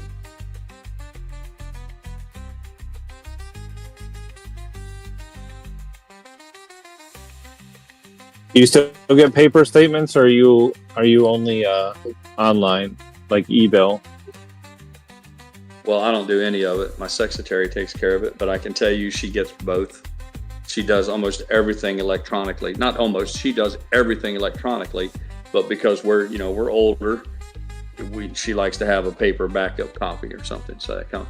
But they could send those out fucking once a month. They could send them out quarterly, and make it a special delivery. It could be a UPS pack. I mean, like I said, the idea that even somebody who wants paper hard copies of stuff, it doesn't need to happen on a daily basis. It doesn't even need to happen on a weekly basis. So there's no argument for it.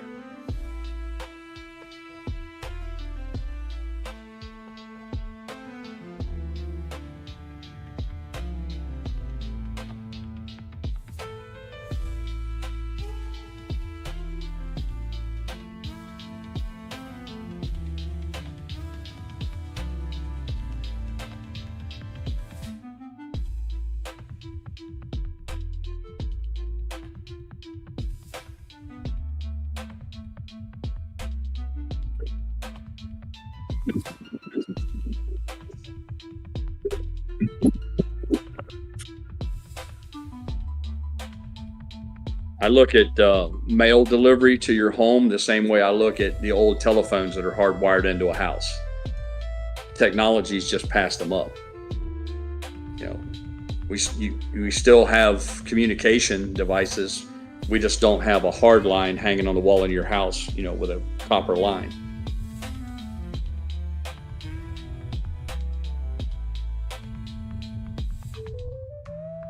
That is true, man.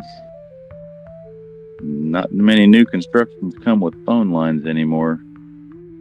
They'll have Cat5 cables and stuff running all through their house, but not really any phone lines anymore. Technology's moved on. There's better options, more efficient options, and the task is accomplished in a better way. And the old snail mail is no different. Like I said, it'd be different if they were breaking even. You could say, well, it's a bit better for the country and it's a service that we're accustomed to. Okay, as long as they're paying their own way though, but they're not. See, it's like, so we're blowing tax dollars on something that most people would argue we don't even need. So to me, it's a glaring example of waste.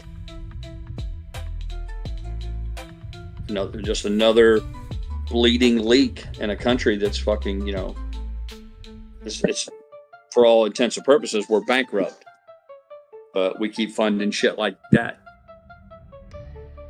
Yeah, maybe up until about 10 or 15 years ago, you could have said it was a generational thing and,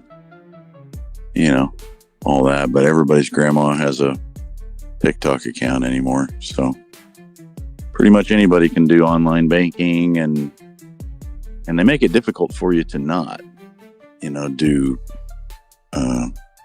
online stuff anymore. Nobody wants to deal with that.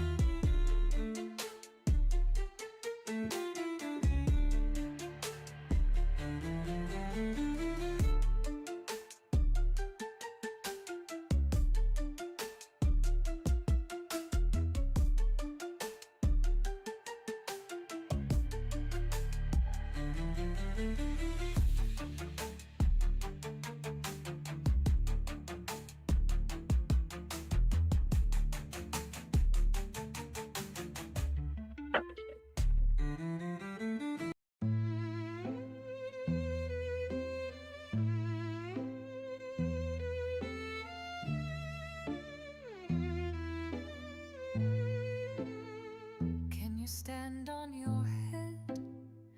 Would you like a cup of tea? Can you paint the roses red? Is it getting curiouser? Can you grow to 10 feet tall? Can you play a game of croquet? Can you tell the cat from the smile? Is it getting curiouser? We are all mad here. I'm mad, you're mad. It's strange that all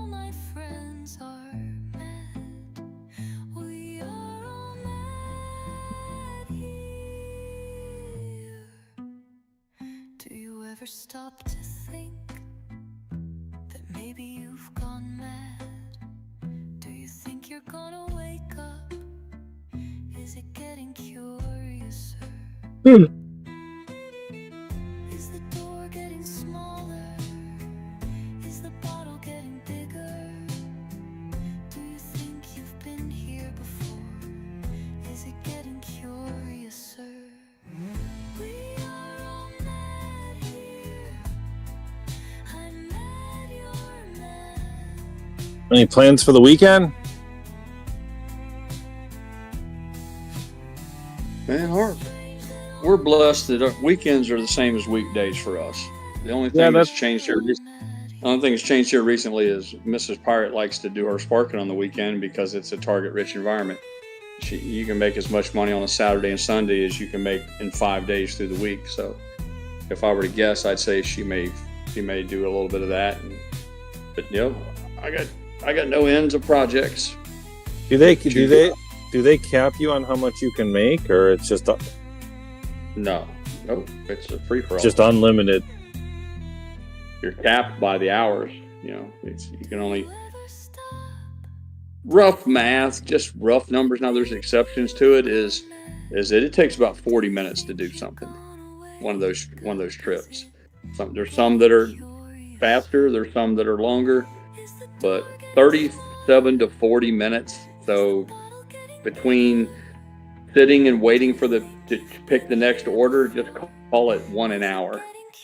So if you can do 7 deliveries a day, you did good for yourself. That's why it's important. But if you want to be good ones. But if you want to be logged into the app or something, let's say for like 12 hours, do they don't want that, or you can be logged in and willing to take orders all day long? No, we've done it. We've logged in. I've logged in at 6 o'clock in the morning and ran till 10 o'clock at night. Oh, nice. Yeah, because it's a lot of sitting time. You just got the app turned on, and Right. we live 0.9 miles from the Walmart, so we can literally sit in our living room with it turned on, and it beeps, and you look down at it, and if somebody wants a fucking dozen roses brought to the beach, and they're willing to pay $2 and no tip, you can just go on back to your friends on the fucking internet. But if you look down and they're willing to pay, they want a bottle of tequila taken over to the beach, and Walmart's going to give you $10, and the guy's going to give you a $10 tip, and you're going to have 7 minutes in the whole thing. Well, you jump up and take off. Now, if you're just sitting there and you get a grocery order, do they give you a certain time to fill it? Like it has to be filled by within an hour, or? Yes. And then perishable items is the main thing. They don't want you picking up a gallon of milk and then driving around town for 4 hours before you take it to them. Same thing with chicken or ground beef or what have you. But when you go in and do the shopping, the app makes you, when you accept the order, when you get to the store, you have to click a button saying that you've arrived, and so they're counting. They know that you just walked into the store, and then you go through and pick up all your items. And if you start bullshitting with one of your friends or whatever, go to the back. There's a thing that'll pop up on the app. It'll say, "We're not showing any activity. Are you still working on this order?" Which is their nice passive-aggressive way of saying, "Hey, get back to work." So anyhow, you load all that shit up, and then when you go to scan it, you got to go through the cash register to put it in bags, but it's already been paid for. But you just take one of those scanners and you scan your phone. Now you've proven that you're taking all that shit out of the store. That's when the timer kicks in.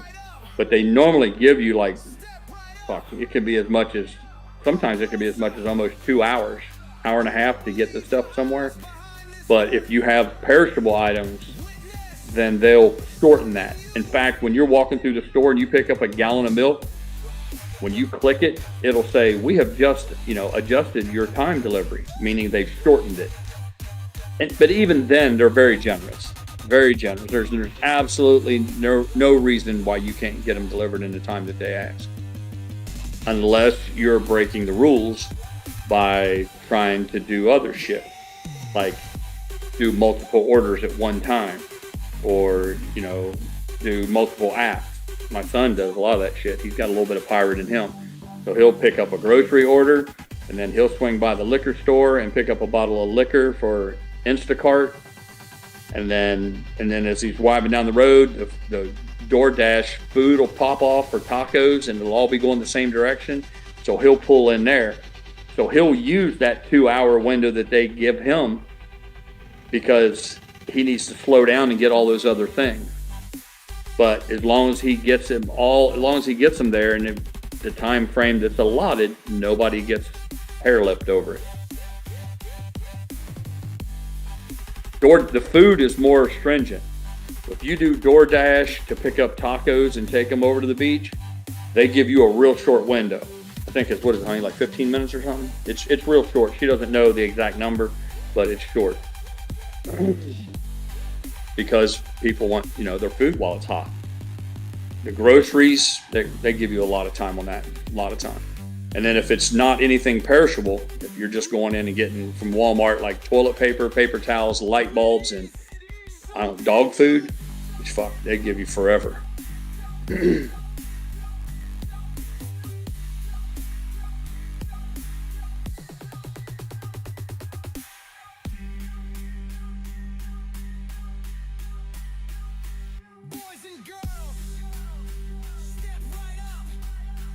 She went out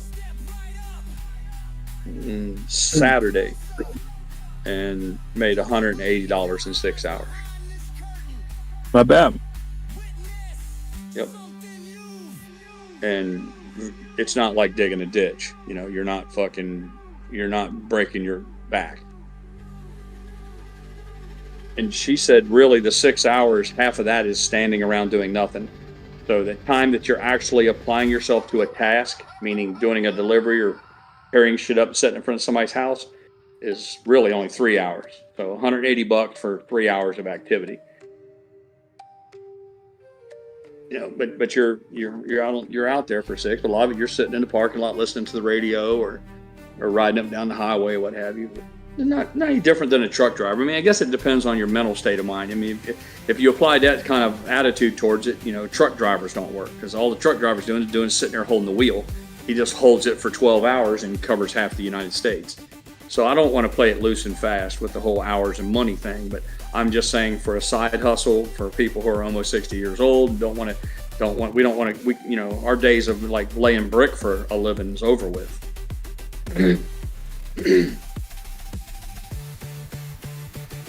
Just riding around in a little minivan listening to fucking 80s music and stopping periodically to drop a few things off at a house.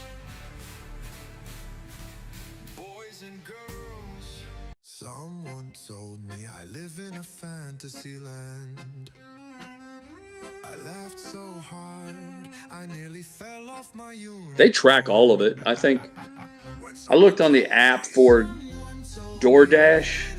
DoorDash says in our area, in this Pensacola area, that their average, I think, is $23 an hour. Someone told me I live in a fantasy land. But that's the average guy. My family's never been average at anything, so. I was like, what do you mean? They said, you're in denial.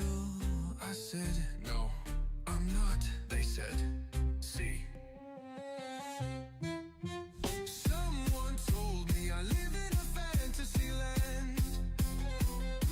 I laughed so hard. Well, Pirate, I'll be back in a little bit. I got to run a few places. If you guys are still in All here. right. Yeah, I'll probably come back later on. Hang on, I think I'm gonna go out and put a few of those screws in. All right, buddy. Just build up some kissing credits from Mrs. Pirate. I'll see you guys later too. All right, take care. Yeah. All right, see you audio. Bye. I'll see you audio.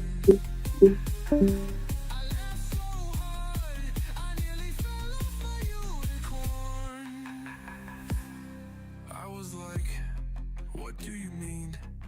They said, you're in denial. I said, no, I'm not. They said, see.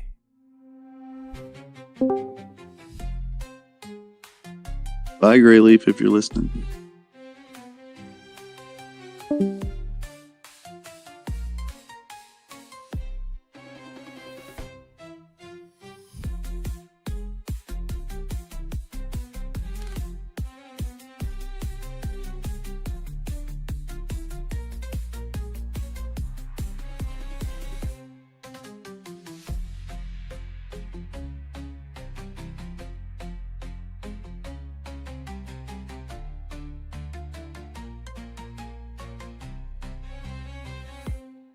I was like, what do you mean? They said, you're in denial. I said, no, I'm not. They said, see.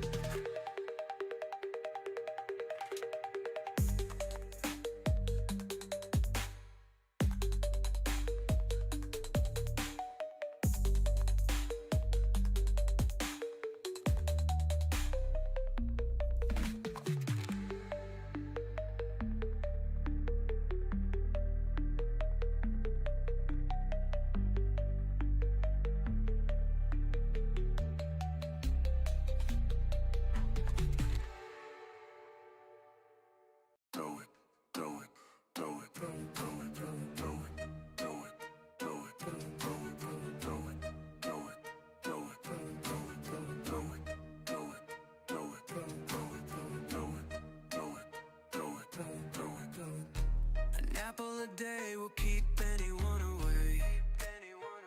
If you throw it hard enough.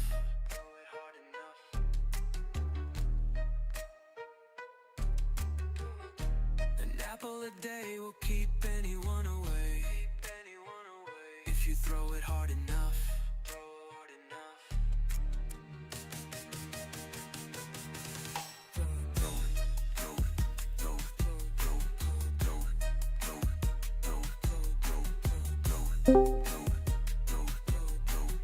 Hey, Brian. Hey, Brian.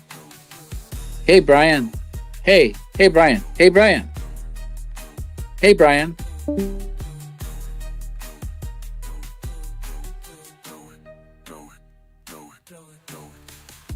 An apple a day will keep anyone away. If you throw it hard enough.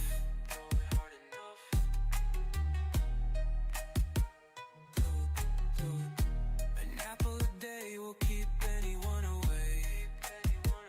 If you throw it hard enough.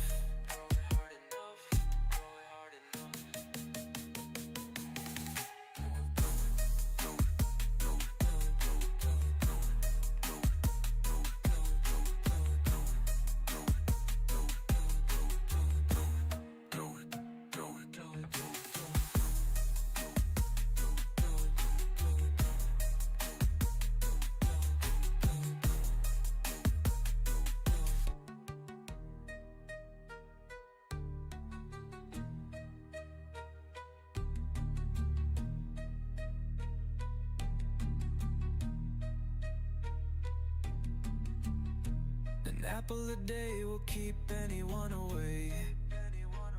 If you throw it hard enough.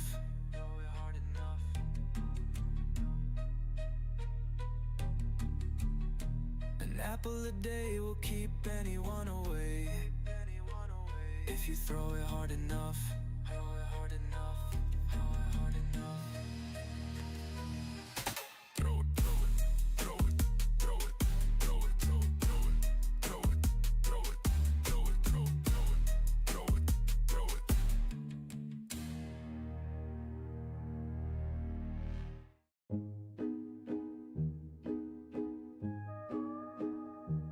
See my friends go down the rabbit hole. It's really quite a sight. You wouldn't believe the things you see on a Friday night.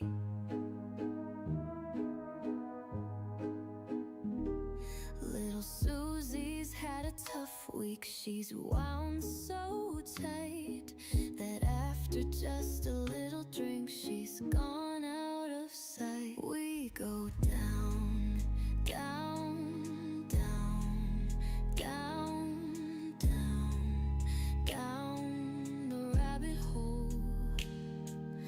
Down, down, down, down, down, down the rabbit hole.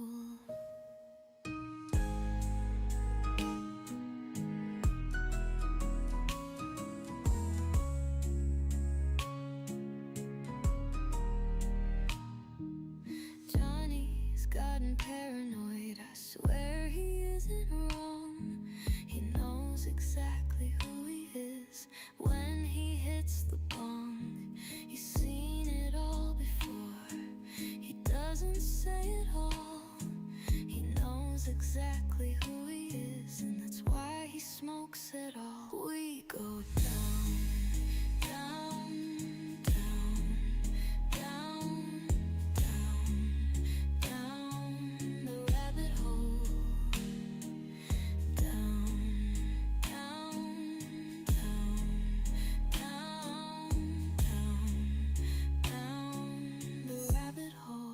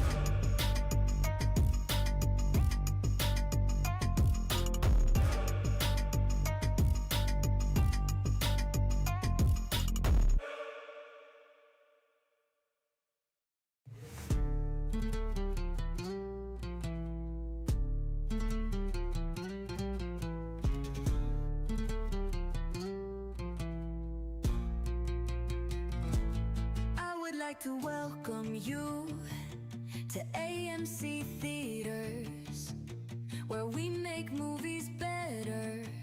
Now I have to go sit down. Somehow, heartbreak feels good in a place like this. Somehow, heartbreak feels good in a place like this. Somehow, heartbreak feels good in a place like this. Somehow, heartbreak feels good in a place like this. Perfectly popcorn, cinema, sweets. Perfectly popcorn, cinema, sweets. Perfectly popcorn, cinema, sweets. Perfectly popcorn, cinema, sweets. We make movies better. We make movies better. We make movies better. We make movies better. Somehow, heartbreak feels good in a place like this.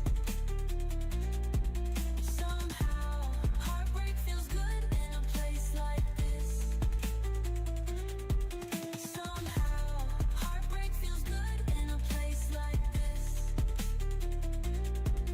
Somehow, heartbreak feels good in a place like this.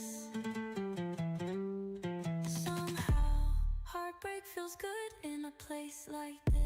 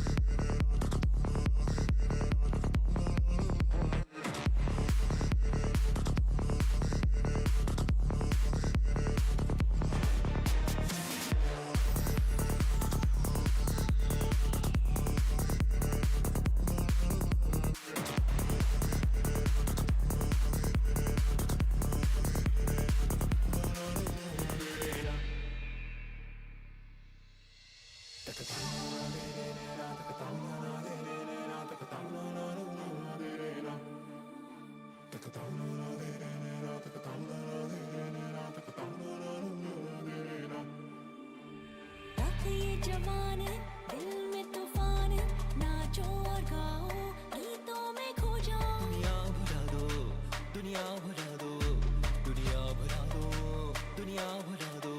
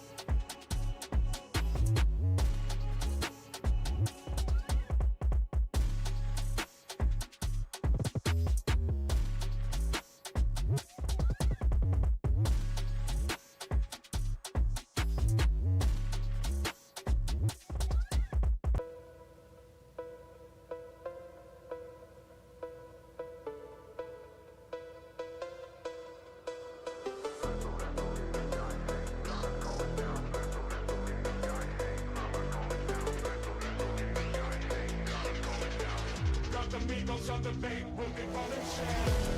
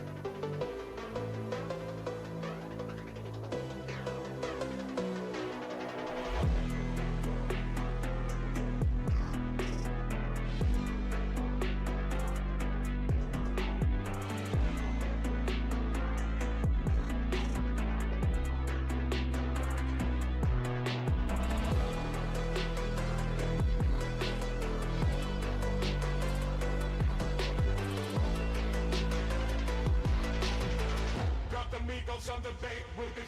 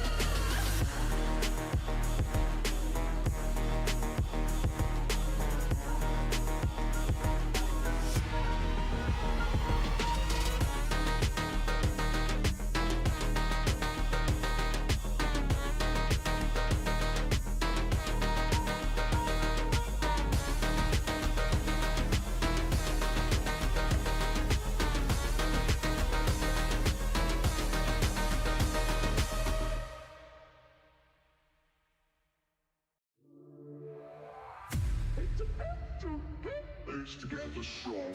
Apes together strong. Apes together strong.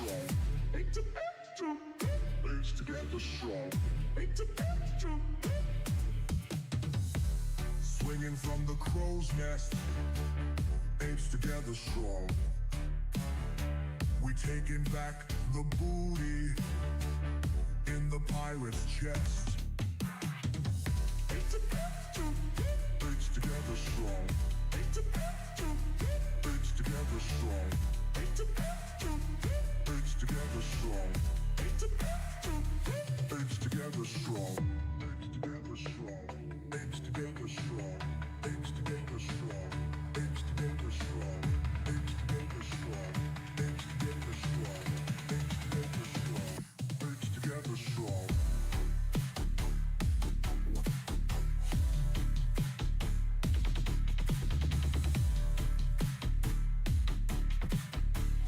Apes together strong.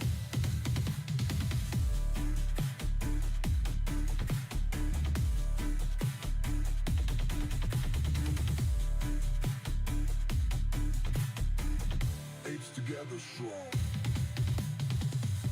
Swinging from the crow's nest, apes together strong.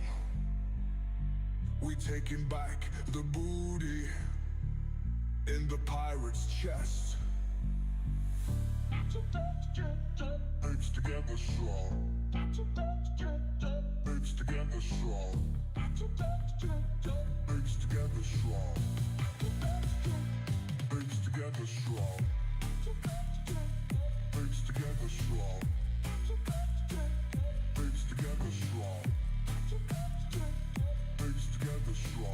Apes together strong. Apes together strong. Apes together strong. Apes together strong. Apes together strong. Apes together strong.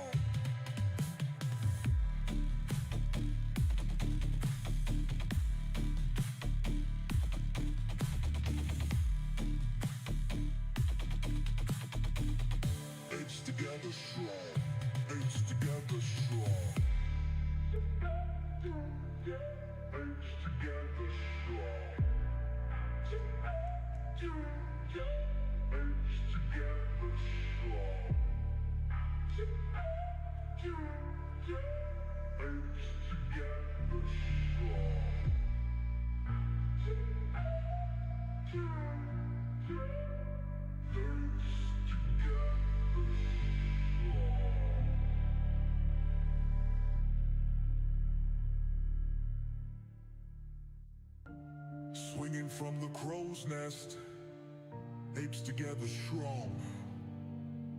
We taking back the booty in the pirate's chest. Apes together strong. Apes together strong. Apes together strong. Apes together strong. Apes together strong. Apes together strong. Apes together strong. Apes together strong.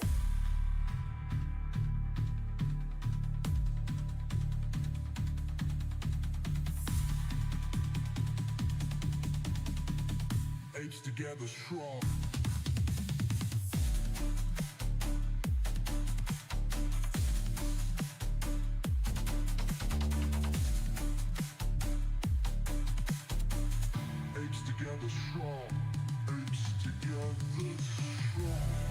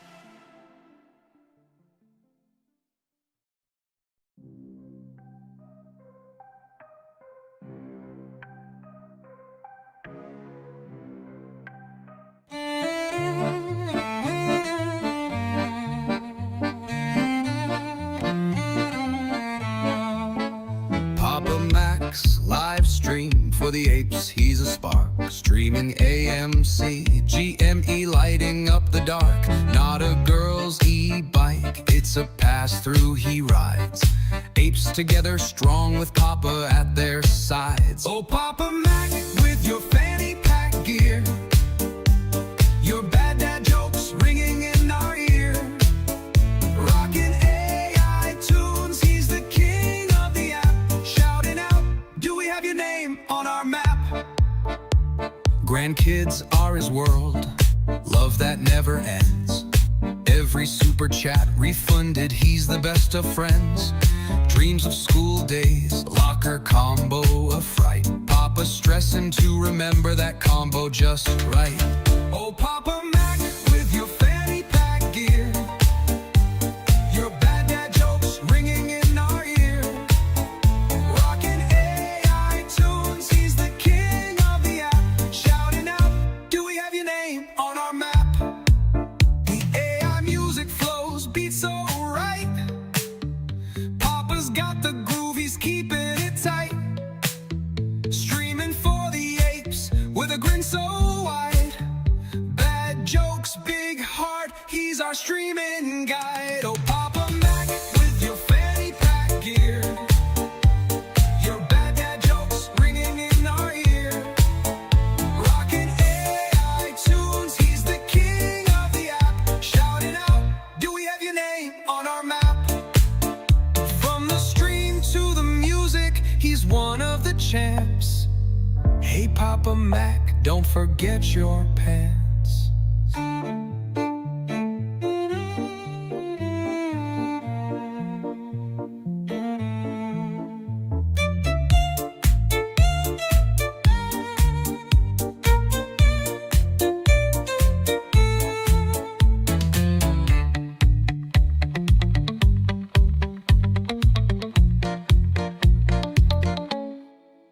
Oh, Papa Mac with your fanny pack gear. Your bad dad jokes ringing in our ear. Rockin' AI tunes, he's the king of the app. Shouting out, do we have your name on our map?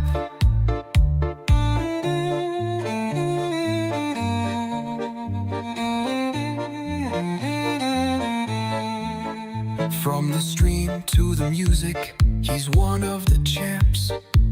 Hey, Papa Mac, don't forget your pants.